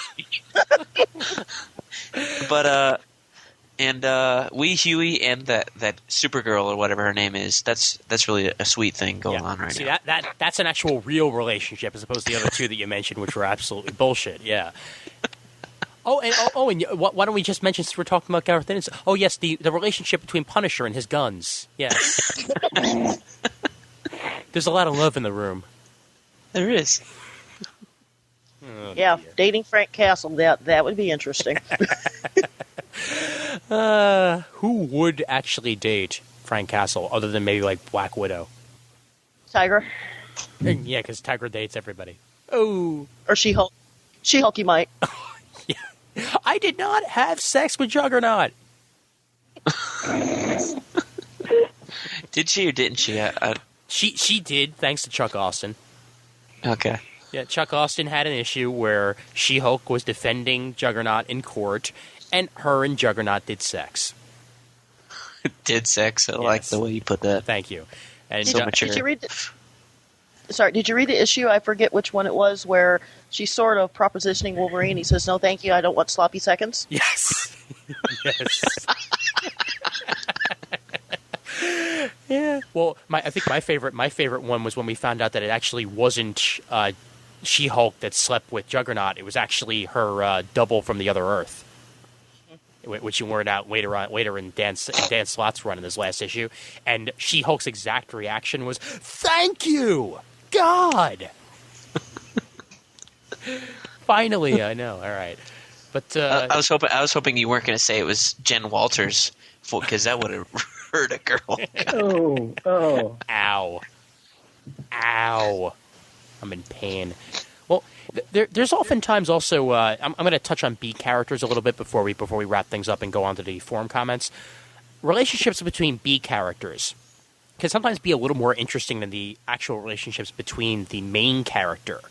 And a couple that I can think of off the top of my head, a lot of the relationships that take place in Manhunter were really intriguing to me. I mean, both the gay relationship and Chase's relationship were pretty damn fun to read every single time that they came out there. And, thank God that Manhunter's finally coming back with Michael Gaido-Sard. It's going to be beautiful. But, a lot of the times you get B characters that manage to make relationships that work really well. So I'm going to ask you guys what your favorite B character relationships are, and hopefully you'll be able to give me an answer. So let's go to Jay. I'll have to think about that for a sec. Okay, so we'll come back to you. We'll go to Brent then. I'm going to go with Paco and Brenda and Blue Beetle. Ooh, nice. I just love their back and forth. It's just hilarious every time. Yeah, that's actually really good. And what another one that comes to mind for me when they were together was Flash and Betty Brant. Because they had a pretty decent relationship going until... Well, don't they live in separate universes? Oh. Sorry, had to go there. Flash Thompson. Yes, Not okay. Flash or Flash. He'll save every one of us. All right, let's move on to you, Lori. I'm going back to Fables again. Little Boy Blue and Red Riding Hood. Have you read the most recent issues of Fables? Kinda, sorta. I'm trying to read it in trade. Okay. I just read an issue of Fables, but it's moved on from the good prints, so it's okay to spoil. Right. Well, you know what? I won't give anything away yet because there are developments in that relationship, but I'm not going to say good or bad, just to keep your just to keep you guessing. But I'm trying to think off the top of my head. There was one other that came to me a minute ago, but immediately left my mind. So if it comes back to me, then I'll make sure to say so. But well, you know what? Yeah, since it is technically a B character thing, since he wasn't really the main character in Green Lantern Corps for the very few seconds that it actually was like this, but they're still technically together, I guess. Now that Ice is back, Ice and Guy Gardner are an awesome relationship. I mean, even when they were together in JLI, that was kind of cool. And now yet again, they might have the beginnings of a relationship once Guy gets back to Earth. So that's one that I'll mention. That's pretty nice. I thought you were going to say Isamot Cole and his weird, freaky lizard girl. Ooh. Wait, is that the Initiative guy? No, he's in Green Lantern Corps. That's the Green Lantern Thanagarian Corps. lizard dude. And I'm like, how's he Thanagarian? Okay. Well, no. See, I'm confusing it between. There's a wizard girl in Initiative that's now going out with one of the members of the Initiative, which is also kind of nice. Yeah, and she has stumps for legs. I thought that was really interesting. Yeah. Well, it makes sense. I mean, she took Kirk Connor's serum. That doesn't mean she had no stumps. Yeah. True. Wait. Yeah, you're right. Because that's the only reason why she would take it. Mm-hmm. Yeah. Right. All right. Jay, you think of anything? It's a team sort of thing, but That's fine. so I don't know whether it counts as B characters, but I think Nightcrawler and Amanda Sefton. I've liked reading stuff with them. That'll work. Yeah, because Nightcrawler was never really like the main character of X-Men. Well, I just thought of one. I mean, and again, you can think of this as another team character thing that's working pretty well so far. Hawkgirl and Red Arrow. I mean, that relationship is going pretty well so far. Red Arrow and Hawkgirl. Yay. Well, that sort of seems like one of the ones. Yeah, that's one of the ones I'm like you're waiting to see when Carter's gonna knock Roy's head in. He'll knock his block off. If you're reading the issues, I don't think it's so much Hawkman taking Roy's block off than Kendra being unable to deal with Cheshire and the fact that they have a child together. I think that's what's going to break the relationship up. Yeah. Well, this is good, actually, because I think that oftentimes they forget just how young Hawkgirl is. You know, like, I mean, she's still in her 20s. I mean, she's still going to have problems and issues with things like this, and it's good that they're actually bringing that up. All right, so yeah, I think that's pretty much all that we had to say here. But I'll get some final comments from everybody once we're done with the forum comments. So if you have any last comments you want to make on things, you can do that then. Brent, you have the topics up? Both of them. Okay, good. All right, so I'll start in the comic timing one, and we'll go back and forth from there. All right, and this one's from Heath Holland. His answer is short and sweet, so that's why I'm going to read it first. I'm going to paraphrase something that I heard Joss Whedon say on one of the commentaries for a Buffy episode. Romantic stories where people end up happily ever after are great in real life, but in the entertainment field, it makes for some boring stories. You need constant tension and flux to keep things moving and interesting. Angst equals entertainment. I tend to agree with his jossiness. Jossiness. Is that a word? It is now. All right, thanks, Heath. All right, we got Vince B, the man of a. Oh wait, never mind. That's the other guy. Oh, the man of Zero podcasts. Right. Marty's sidekick. Okay. Rock solid relationships are rare in comics. While Lois and Clark are the only successful relationship that comes to mind, I can come up with a bazillion examples of failed, stalled, and wrong ones. Dick and Corey, Dick and Babs. We didn't even talk about him. Every relationship needs a little dick. Holy crap. Well, let's stop here for a minute and talk of the many redheads of Dick Grayson. There's just two. Well, two? Come on, man. You know the one that he was going after. Okay, first there's the one that he slept with at the beginning of Bruce Jones' run. Oh yeah, I liked her. Yeah, Cheyenne. Mm-hmm. Yeah. Then there's wasn't there another redhead? The one that was like working at the fitness center that he was working at. No, I think she was blonde. Oh, she's blonde. Okay. I thought she was. I thought she was. Well, that doesn't really matter. But I don't think she was. She still wasn't. He's not working there anymore, but so that doesn't matter. Yeah. Oh, he's not. Okay, because I haven't read the most recent issues, but I don't really care about that. Okay, but yeah, I mean, if there's a man who's more obsessed with redheads than Peter Parker used to be, it's definitely Dick Grayson. Can he ever have a successful relationship with any of these redheads, though? I don't know. I don't either. But I think it is. Though I think I like how they've handled that stuff with him a lot more than they did like with Kyle. Whereas instead of just killing off everyone, at least there's they send him into space or put him in a wheelchair. Yeah, or I mean, like it's sort of that it's they leave them around, which I think makes it even more interesting, because then you have like all these exes hanging around who like they could you're just waiting to see like one of them come back in when that sort of thing, and I think that makes it more story potential. Well, and a good explanation of that actually was a Nightwing annual that came out this past year. Oh, I'd love to see Mark Andreyko take a shot at that title. That would be gorgeous. Mm-hmm. Even though Tomasi's doing a good job, I'd love to see Andreyko do it. Okay, I'm glad to hear that Tomasi's doing a good job, because I still have his past couple issues to read, so I'm glad to hear it. All right, so you can continue Vince B's comment. He said, okay, failed, stalled, Dick and Corey, Dick and Babs. Every relationship needs a little dick. Peter and Gwen, Peter and MJ, and a little Peter. Yeah, it's a comment from Vince B if he sticks the dick jokes in there. I don't know what that means, but okay. Anyway. Yeah, anyway. For every fan that finds something wonderful in the Clark and Lois marriage, there are a lot that would just wish it away if they could. Gotta admit, there's a great deal more story possibilities for unattached characters. People love the drama, yes. It's part of what makes Invincible such an engaging read. Will Mark choose Amber or Eve? Don't know, but I'm gonna stick around and find out.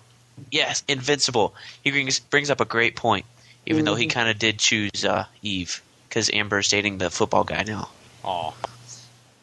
But it was really cool to read that, though. Yet another title I need to read. Yeah, well, just wait for it. Okay. It's pretty good, though. Well, Miss Kitty Fantastico, who, as we discovered, is a guy, yet again making that comment. Wrote a long, long post. Chris Cook had a lot to say, and I will try to get through it as fast as possible. Might skim a little bit. Simple answer, status quo. All right, there you go. That's it. Oh, no. All right. Simple answer. And Preche. No. All right. Simple answer. Status quo.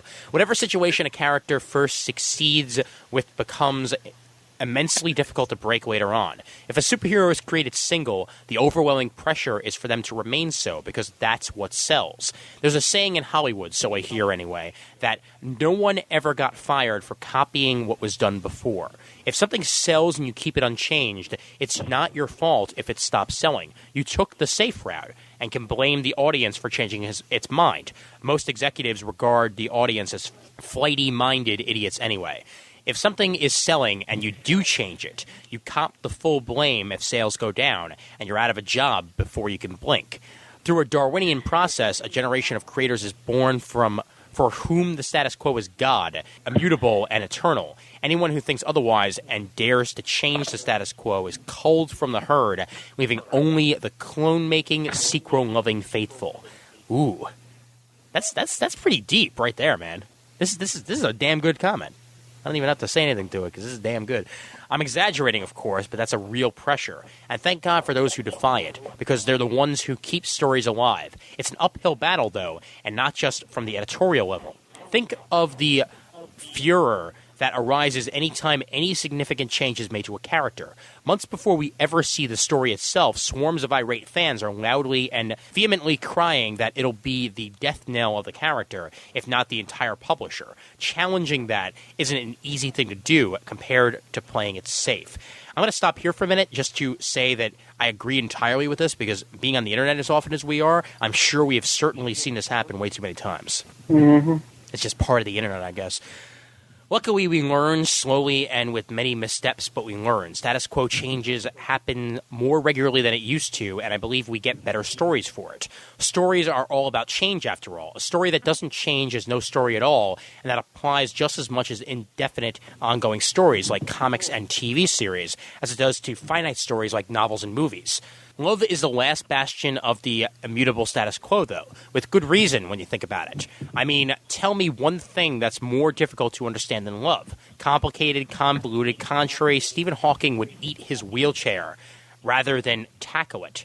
So it's no surprise that writers are very reluctant to change anything that seems to work. By seriously pairing off a character created single or marrying a pair that were dating and so on. And I love that Stephen Hawking comment. My God. Everyone cites moonlighting at this point as a cautionary tale how if you change the relationship, you screw the show. Though from what I hear, that may be a mistaken impression, with moonlighting's downfall based on other factors. No matter, it's what people believe that guides them, regardless of whether it's true. And I think a good opposite of that would be what's happening right now in The Office. Even though Jim and Pam are together, it's still good.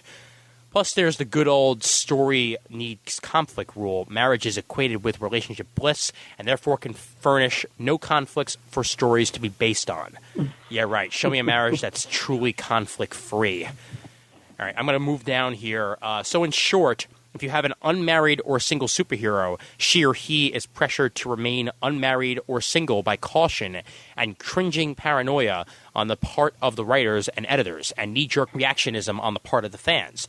And the hero's love life plods along through a series of temporary, ultimately meaningless liaisons that always end up back at square one, which equates to stagnation and boredom. The lucky ones fall into the hands of a writer who's willing to take a risk.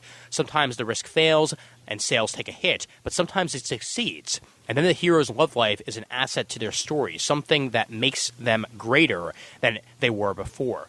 Seeing as you asked for examples, one recent one that I found noteworthy was Quasar number 3, where Moondragon got turned into an actual dragon. The obvious and most angsty path would have been for Phyla to freak out, which was what Heather feared would happen, but she didn't. Instead, she accepted it because, A, they can still make out telepathically, which is an awesome comment in and of itself. So the shape of Heather's body isn't such a big deal. And B, regardless of how they're going to have sex, Heather is still the person she loves, and Phyla sees that, not a great big flying flamethrower. The decision not to go down the well-trodden angsty path was surprising and refreshing, and a strong endorsement of Phyla and Heather's commitment to each other, which, should angst arise at some point, will make that story more meaningful. And I'm just going to end that there. Make sure you read Annihilation Conquest, the actual series, because a lot of stuff happened there. But yeah, kind of interesting. That's wow. I'd completely forgotten about that about Moondragon. It's great to have telepathic sex. Just ask Cyclops. Oh yes.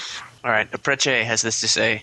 Love is only a problem in superhero stories. When you have someone who is superhuman, saving the world, etc., it's very difficult to work out how they can love a normal human, or even how they would be in love if the superhero is less super and more human. It is hard to justify them staying in the superheroing business when they have a family they love. No sane person would risk their lives so dangerously for so little reward when they have a family to take care of, so the story breaks down.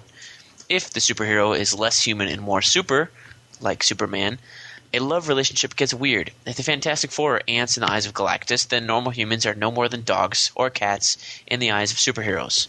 To have a real love story with these kinds of characters just can't be written in a believable way that readers can relate to and care about.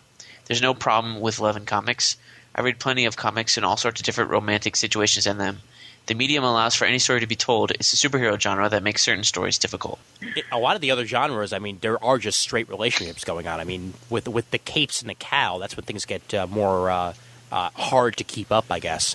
All right, moving on to Red Right 88. I'm guessing this is something of a response to Spider-Man One More Day. What irks me most about Spidey/MJ in particular is that Marvel has tried this twice before.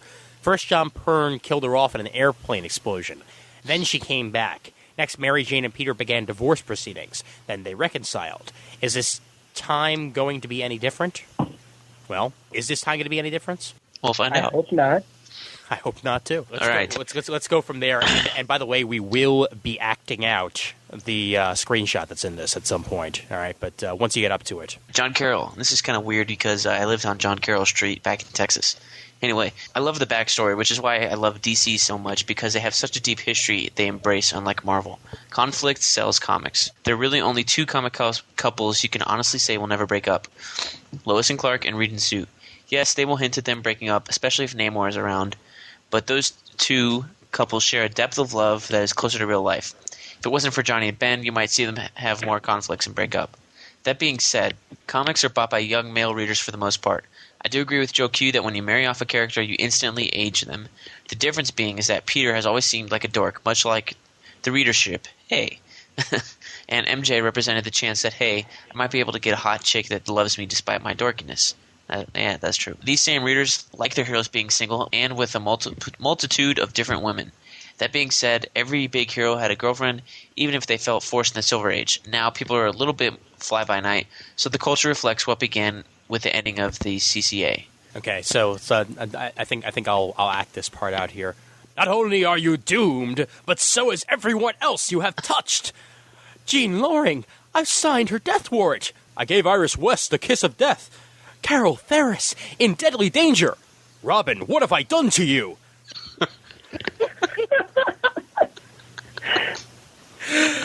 Oh, Batman Robin's quickiness. That's so wrong, but so funny.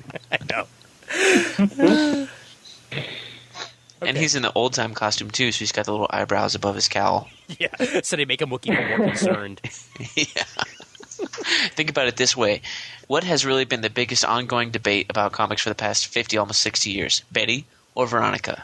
Superheroes don't really age. If they did, they would retire and get significant others. Witness what happened to the Golden Age characters all of a sudden in the late 70s to mid-80s. All of a sudden they had kids. Who knows what will happen? Exactly, who knows? Matthew, guys, comment, heart leads to skull in comics, or at least a good attempt at it. I won't read the second part, though, so that's what he had to say. Matthew Guy. All right. So moving on, I'm going to read Wraithmakers also, who is Wrath, obviously. Sometimes no, mostly yes. Love is nice when it brings drama to the storyline. Love isn't nice when it kills drama. Love triangles, will they, won't they's, teenage romances, trysts, cheating, that's good stuff. Marriage, supporting the girlfriend/boyfriend/spouse, or all of them, being a background character without any excitement, boring. Kill spouse/girlfriend/boyfriend, or all of them. Sorry, I'm just saying all of them to make it more spicy. Have them break up, have one of them come out, back to being exciting. I'm a gay lesbian. That's pretty much how the big two and most media actually treat love. You know, in that very short post, he managed to explain Hollywood to everyone. Remember that, folks. Okay. Optimus Black, 2007. Sometimes I think that the reason why many comic book creators hate marriage is due to the set theory of marriage equaling finality. It's in a ton of Disney stories and animated films. That's true. It's seen as the end, and it's hard to break from that kind of written tradition, which can also be seen as laziness. I think that heroes and heroines will still have challenges that face them when they're married or not, but it's up to the writer. Then again, some of these writers may have never had love or been so heartbroken that pain is all they know, and it's the only type of cyclical writing they know how to produce. Penance. Hero gets close to love. Hero is hurt by love or love interest is hurt by villainy or jealousy over and over again. There can still be conflict and resolution in a written form for married characters. It's up to the writers and editors to face the challenge instead of running away from it. Search. Time for his words. I've been thinking about this since the conversation was brought up. First, I think the married equals boring argument is bunk. Anyone who thinks there can't be a good married Spider-Man story should go pick up the Sensational Spider-Man Annual Matt Fraction wrote. It's so good, it almost makes the whole basis of One More Day silly. Married characters can be interesting. It is just a little more difficult to write because you can fall back on tried and true drama creators like breaking them up. I think the anti-love sentiment comes a lot from the two forms of escapism that comics fans love. First, just straight escapism. I'm a 30-year-old married man. I want to escape from my real life entirely in comics, not read about how Peter Parker is married as well. It's kind of like when I was playing Grand Theft Auto San Andreas and found out I had to get my character a girlfriend. My reaction was, fuck that! I bought this game to get away from girls in my real life. Last thing I need is a digital one, in my case. The second type of escapism is that comics, even the most adult, are still kind of juvenile. A lot of readers read them to feel, well, young again. Why am I getting tongue-tied on that? Well, young again. And what makes you feel younger reading about Peter Parker having to get home to his wife or reading about him juggling multiple girls and making out with Black Cat on top of the Brooklyn Bridge? That's kind of hot. So I think it's a combination of some lazy writing and some pandering to the audience. Neither are things I can really blame superhero comics for. It's kind of the nature of the beast. Also, I think a lot of it has to do with how long these characters stay around. Almost every happy couple I could think of, Ian's response was, yeah, for now, but that works both ways. Would you be really surprised if a few years from now, say Gambit and Rogue are back together? Don't yell at me if that already happened. I haven't read a main X book in years. So I guess they do hate love, but it's not a rule. I personally tend to enjoy the ones that don't hate love, but I'm not really bothered by the ones that do. All right. Karen Leslie. I think it has to do with how love affects character growth. It's not that our love or marriage is an end to character growth, not hardly. But in a serious, committed relationship, growth happens in a more mature, intuitive way. Rather than angsting about a problem, someone in a good relationship will think, let me discuss this with him or her, and they'll have a different perspective on this, and then make a decision afterwards. Or they might be tempted to do something impulsive, but then they temper that impulse by putting the needs of their loved ones first. Most importantly, they might put more effort into overcoming their weaknesses because they want their significant other to be able to be proud of them and respect them, leading to the individual becoming a stronger and more well-rounded person over time. Of course, all this tends to be kind of low on the drama scale. Watching someone screw up and then having to make up for it usually makes for a more interesting story than someone who continually tries to improve themselves in small little ways. The drama can be ramped up pretty high if the character's in a bad, committed relationship. They can continue to be selfish and then feel bad about it later. They can have fights and power plays with their lover, etc. But if the two options writers have available is unattached character with drama or attached character with drama stemming from the fact that they are not mature enough to have a relationship, the first option is preferable because at least the character can be portrayed in a positive light. If they're still learning about love, then all their mistakes can be chalked up to part of the growing process and are more easily forgivable. So, ironically, the reason why love often doesn't work in comics, in my honest opinion, isn't because love stops character growth, but because it encourages far too much growth. A character who has truly matured is at the end of their story, not in the middle or the beginning. All that said, I think love can work in comics because of the more subtle maturation of committed characters can still be interesting in the hands of a good writer. But the superhero comics are more or less soap operas with lots of explosions, so that level of finesse is usually seen beyond them. I'm sure there are writers out there who could have written great stories about a married Spider-Man for years to come, but Marvel editorial assumed it was beyond them. But who knows, perhaps maybe a year or two down the line, things will change. Especially or if you believe Marvel Boy is telling the truth. Yeah, I was going to say. Yeah. And if you don't know what I'm talking about, just Google Marvel Boy and you'll find his journal. But I'm still on the lines that it's all bupkis. All right, J. Tomio, let's go down to him now. I'm going to skim over his first paragraph because he's talking about One More Day, and we sort of touched on that already. But I'm going to just go to this one comment he made here because this one's actually really good. You know, it's really strange, but even watching the movies, the first two of which I think really caught the essence of the character that I think can only apply to several generations. Spider-Man became Spider-Man when Mary Jane said, "Go get him, Tiger." As cheesy as it sounds, she kind of just makes everything fall into place for me. It's a broad question that invites, but probably isn't best answered with similar broad replies. Let's get this out of the way. Most comic creators are men, and not only that, most characters with their own titles are male. I'm going to go beyond the simple escapism route, which certainly exists, but whenever you are doing anything creative, especially for a long time, you interject a bit of yourself in it. And if you are showing me a 20-something-year-old man, I'll show you a guy who has loved, hated, loved and come to hate and come to love multiple people that they have had relationships with. If I ever wrote a book, I'd certainly draw on, either consciously or not, fictionalized elements that influence my life, even if it's only in one sentence and could not be understood by anyone but myself. We live in a world where more relationships are broken than made. That person you hate, that person you love, will force themselves into your creative outlet. It can't not happen. I think drawing comparisons to books are dangerous, as 99% of real books released don't have what comics have, and that is an established fan base. You will get a reaction. It may be negative, but a place like Marvel or DC knows that at least X amount of people are going to be giving their book a shot.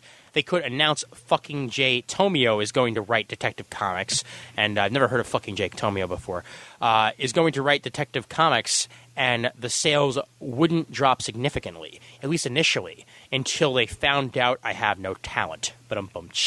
You aren't going to buy a Jose Saramago novel because X is supposed to happen, but people do buy comics because Newsarama tells this major event of a storyline is taking place in 8 months.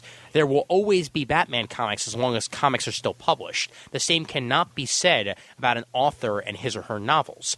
This is what makes decisions in comics sometimes frustrating, because these titles have the built-in crutch, yet act as if they are just being judged issue to issue.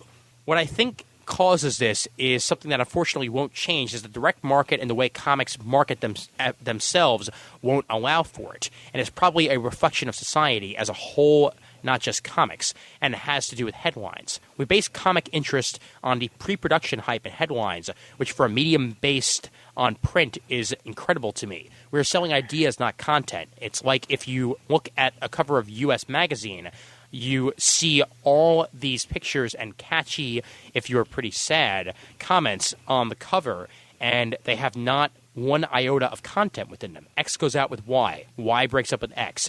Marriage of X and J, while he goes out with Y, and baby L approves. I don't care how open-minded somebody wants to be. In short, it's pretty retarded. Comics are marketed the same. Thus, we look for not only character-moving elements, but events that offer glamour quotes that can be stuck in previews. Content doesn't matter. Sales pitch and title does. And with that, you are going to attract. While this is true of all forms of entertainment, the comic medium is the only one that is actually set up to work like this. There is a reason why events dominate the big two. They sell, they offer something for Wizard to write, something they'd call an article on, and more are interested in getting you in the door than they are how you feel about when you walk out. I think this question is fundamentally flawed on people falling in love with when getting married in life, so why shouldn't comic book characters? Characters certainly do get married and fall in love with comics. I'd also suggest that terrific stories can be told about broken relationships, one-sided love, etc. In terms of love stories that work for me, we are talking about relationships, right? The Thanos/Death relationship has really intrigued me for years, one that we didn't touch on. I really enjoyed The Preacher, Tulip O'Hare. I think Dick Grayson's character has had some great moments. I kind of refuse to believe that men fulfilling their angst-filled escapism trips are a major factor. Most of these guys on major titles are grown men, and while I can see how some part of the fan base views this as logical observation, but I'd offer that the view of a man in his mid-20s/30s and above is vastly different than the guy even in his early 20s and below. And skipping down to there, sometimes I wish we were at a place where people had to read their books blind and had to write some original thought without knowledge of other opinion and just see how many real issues there really are and how much reaction is genuine and original. All this said, I can't say the issue really bothers me because I still buy comics.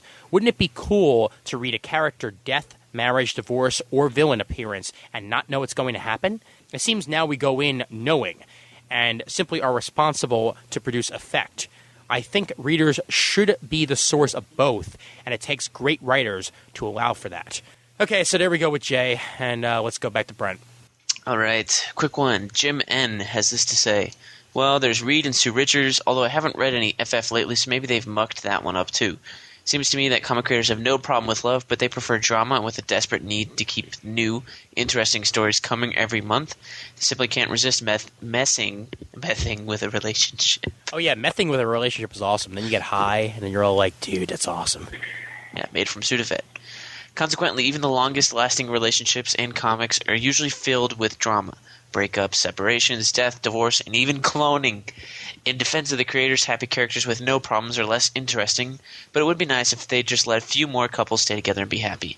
There are other ways of injecting drama into a story. Anyway, I don't think it's true that creators can't do as much with married characters as they can with single characters, but in superhero comics, that's less familiar, less comfortable territory. Jim.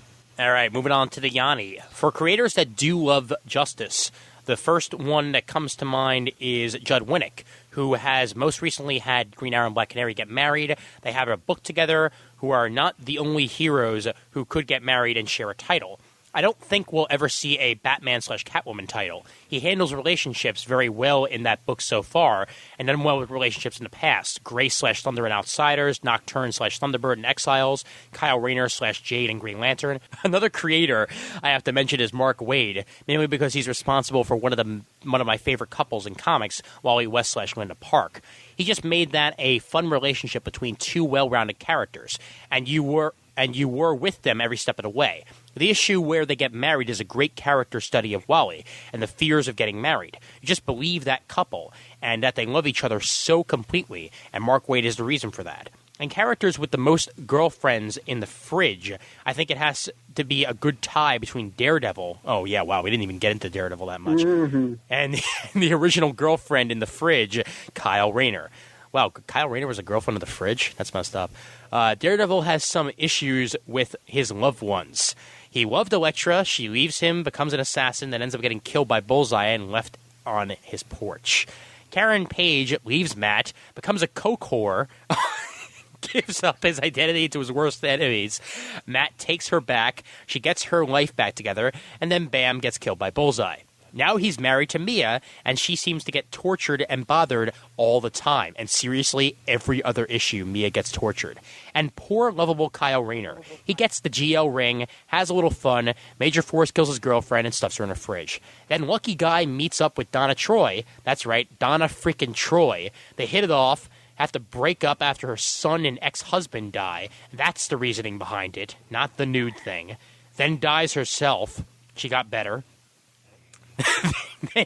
Then he starts going out with Jade. They are great together for a bit, almost get married. Kyle goes off into space for a bit, comes back to find Naked Man in his shower, Jade's new boyfriend, and kicks him out of his old apartment. He and Jade fight as a team in Infinite Crisis. She perishes in Kyle's arms. Ladies, stay away from Kyle. Nothing good will ever come of it. And that is the Yanni. Now, before we go any farther than this, yeah, Daredevil and relationships. Stay away from Daredevil as much as you stay away from Kyle, because that's a bad thing. How terrible have Daredevil's relationships been? And let's go to Jay first. Oh, sorry. Yeah, and definitely a lot of, especially the Karen Page. I mean, I think we would go back to what we were saying about Dick. It's like I wish that they wouldn't do these kind of things, and I generally don't have a lot of problem with that they don't always stay with relationships, but yeah, when it does come to like where they the girlfriends are getting killed off all the time for sometimes no reason, and yeah, it gets old, and it gets old pretty fast for me, I think. Well, just know this: if you meet somebody named Matt Murdock, run the other way. Run the other way. Even if you're male or female, just don't get to know this person. Your life's going to get messed up. Let's go to Lori. How ridiculously messed up is Daredevil's life? Well, I'm looking at the wiki page right now, and I'm thinking, let's see. Okay, the first one became a heroin-addicted pornographic actress. Next one was killed, became an alcoholic. I'm thinking, not good for your personal health. You think? My God. It's a shock that he's even sane anymore. And sometimes you got to question that in this book. But, yeah, it's bad.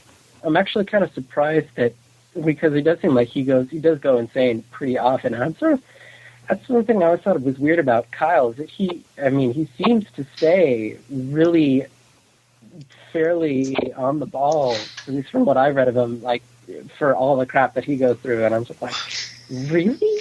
I mean, I don't know. I think I would be just like a little screwed up from all that happening too, even if I was very, mentally stable. Here's the difference between Daredevil and Kyle Rayner. Kyle Rayner has always had people to turn to.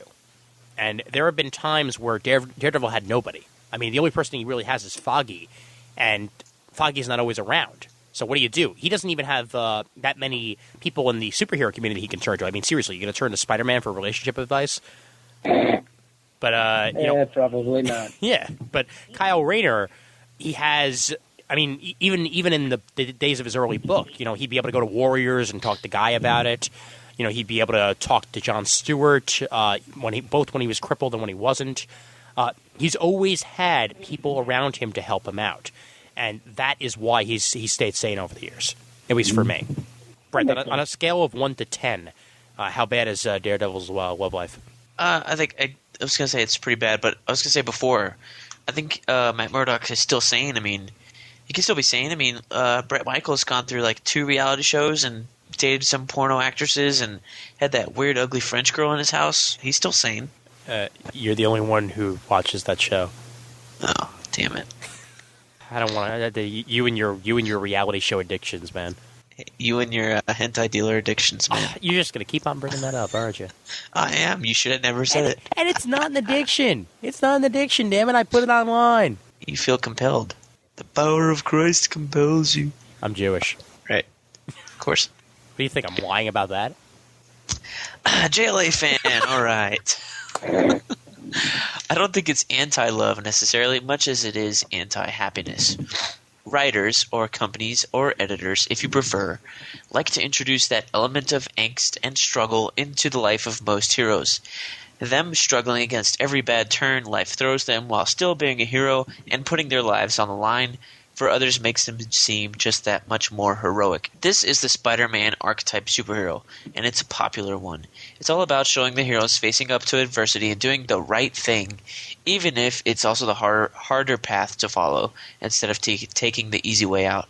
I'm sure this will come back to the Spidey MJ thing. Hey, even over the course of their marriage, there were many, many tough times. Separations, assumed deaths, marital strife. Just seems like being a happy hero is just not that popular. Though, that being said, this does seem much more prevalent at Marvel than at DC. The Superman-Lois marriage has been a pretty happy one so far, for the most part, excluding the standard dangers of collateral damage from being near Big Blue, as well as being a feisty investigative reporter. And as long as you stay a feisty investigative reporter, your life will be saved, as we have learned over the years. All right. That's pretty much all here, so let's wrap this baby up. But before we do, obviously, let's get some final comments from everybody out there. We'll start with Jay on this one. Final comments on whether or not superhero comics hate love. What do you got for us? Yeah, there's definitely are some issues like we discussed, but I think probably like DC and independent companies probably, just creator-owned things anyway, tend to, I think, handle it better than Marvel, perhaps. But I think that really it just comes down to writers need to realize that there are interesting conflicts that you can put married characters through, and besides that, at least in team books, one character does not have to be the focus of everything. A character's relationship doesn't need to be in peril all the time. You can do things with other characters as you go along, and there's plenty of other things you can do, and I don't think that they hate it, but I think that they could do it better. Works for me. All right, let's go to Lori. I pretty much agree. I think that certain stories that you do have to have long-standing relationships and marriages to make the characters seem more interesting or more believable. But I don't think that the superhero comics hate love. I think it's just a matter of how they handle it is what really matters, whether we're talking Marvel or DC. Depends on I guess it depends on the situation. Right. And let's go to Brent. Final thoughts. Let's see if I can pull this one off. Yeah, for once. Yeah. Well, I think what? I think those are my final thoughts. Can I pull this one off? No. I think superhero comics just have trouble with love, not that they hate them. And I think it depends on the character, the writer, and the editorial position at the time. And that's about all I can say. Right. And my final thoughts on it is, if you're a superhero, be happy with the relationships you have while you have them. You never know when they're going to go away, and you never know when someone's going to come along and say, "I kind of like you better this way." So let's make some changes. Let's do things this way instead, because that's not only is that the way that life works, it's the way that a lot of the comic books out there work, where things might be going along smooth until a creator comes along and says, "I want to mess things up. I want to make things new and creative." And that might be coming sooner than you think, superhero. That might be coming sooner than you think. So now that I've been nice and ominous, I guess we can wrap things up here. But before we do, of course, New York Comic Con 2008 is coming. Head on over to Jacob Javits Center April 18th to 20th and experience the largest pop culture event to take place on the East Coast. An enormous show floor plays host to top entertainment industry leaders showcasing the latest and greatest in comics, graphic novels, anime, manga, video games, toys, movies, television, and more. One of the most original and innovative writers in the comics medium, Grant Morrison, will be a guest of honor at this year's New York Comic Con, where he will meet and greet his many loyal fans. Grant is writer of such books as We 3, Doom Patrol, Animal Man, Batman, New X-Men, and All-Star Superman, and is working on DC's big event for 2008, Final Crisis. New York Comic Con gives attendees access to the top entertainment industry talent, panels, and autograph sessions, as well as sneak peeks at upcoming television shows and motion pictures. Additional featured guests have been announced, including Charlie Adward, Terry Brooks, Duncan Fegredo, Erwin Hazen, Tony Moore, Steve Niles, Sean Phillips, Eric Powell, Rick Remender, Leonard Starr, Dave Shelton, and Chris Weston. And with dedicated professional hours, New York Comic Con provides an ideal business setting for the major players in the world of comics, film, and television. Further information can be found at www.newyorkcomiccon.com. We thank New York Comic Con for sponsoring the show, and we hope to see you this year when you stop on by Podcast Arena. And to give you a little incentive for that, I just got about 1,000 postcards in the mail. So we're going to have a bunch of postcards to hand out with comic timing stuff on it, so it'd be nice. Pick one up, take one, give one to your friends. Tell them about the show. That'd be nice. Groovy. I'll send you one, Brent. Okay. Seriously, I don't think I'm going to be able to get rid of 1,000. Oh, I just need one, though. Oh, really? You don't need 1,000? Okay. You sure? Yeah. Damn it. All right, so before we wrap things up here, you want one tomorrow? You want one, Lori? Jay, anybody want one? I'm giving them away. Yeah, I will. Okay. I'll take one. That'll work. Heck, I'll take two. Yay! All right, before we wrap things up here, anybody got any other works they want to plug or anything like that they've been on recently or anything along those lines? Lori, you got anything? Absolutely nothing right now. Well, you were on Geek Brunch a few weeks back, right? Yeah.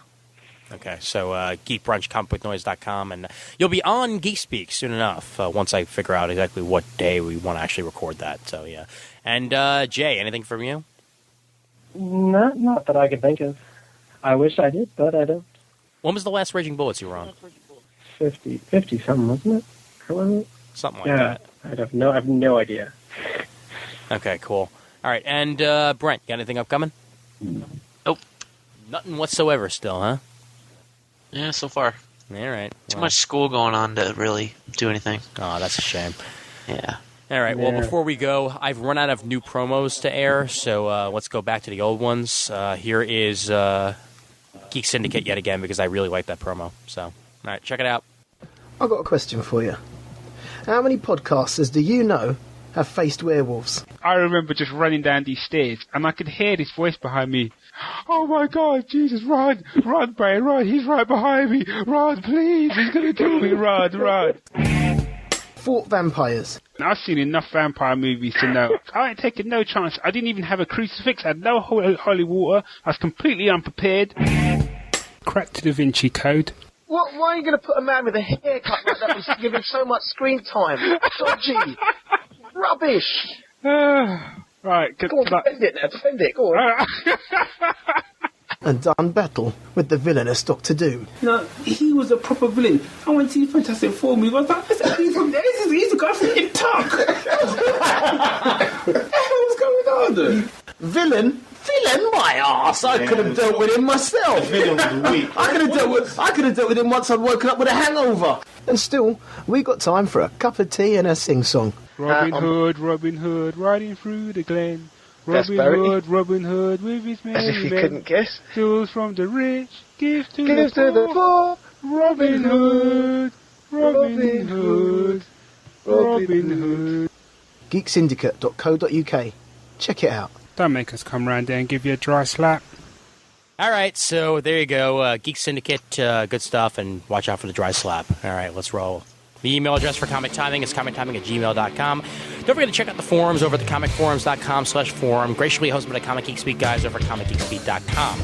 We're proud members of the Comics Podcast Network over at comicspodcast.com. Please dig us on dig.com. Please vote for us on Podcast Alley. And please give us your iTunes reviews on iTunes. Graciously appreciated. And we're members of the League of Comic Book Podcasters over at comicbooknoise.com/league. So once again, thanks to Jay and Lori for joining us. A lot of fun having you guys on. Whenever you want to come back, you're more than welcome. Thanks for having me on. All right, and as usual, Brent, thanks for existing. You're welcome. All right, and as always, there's always time for comics.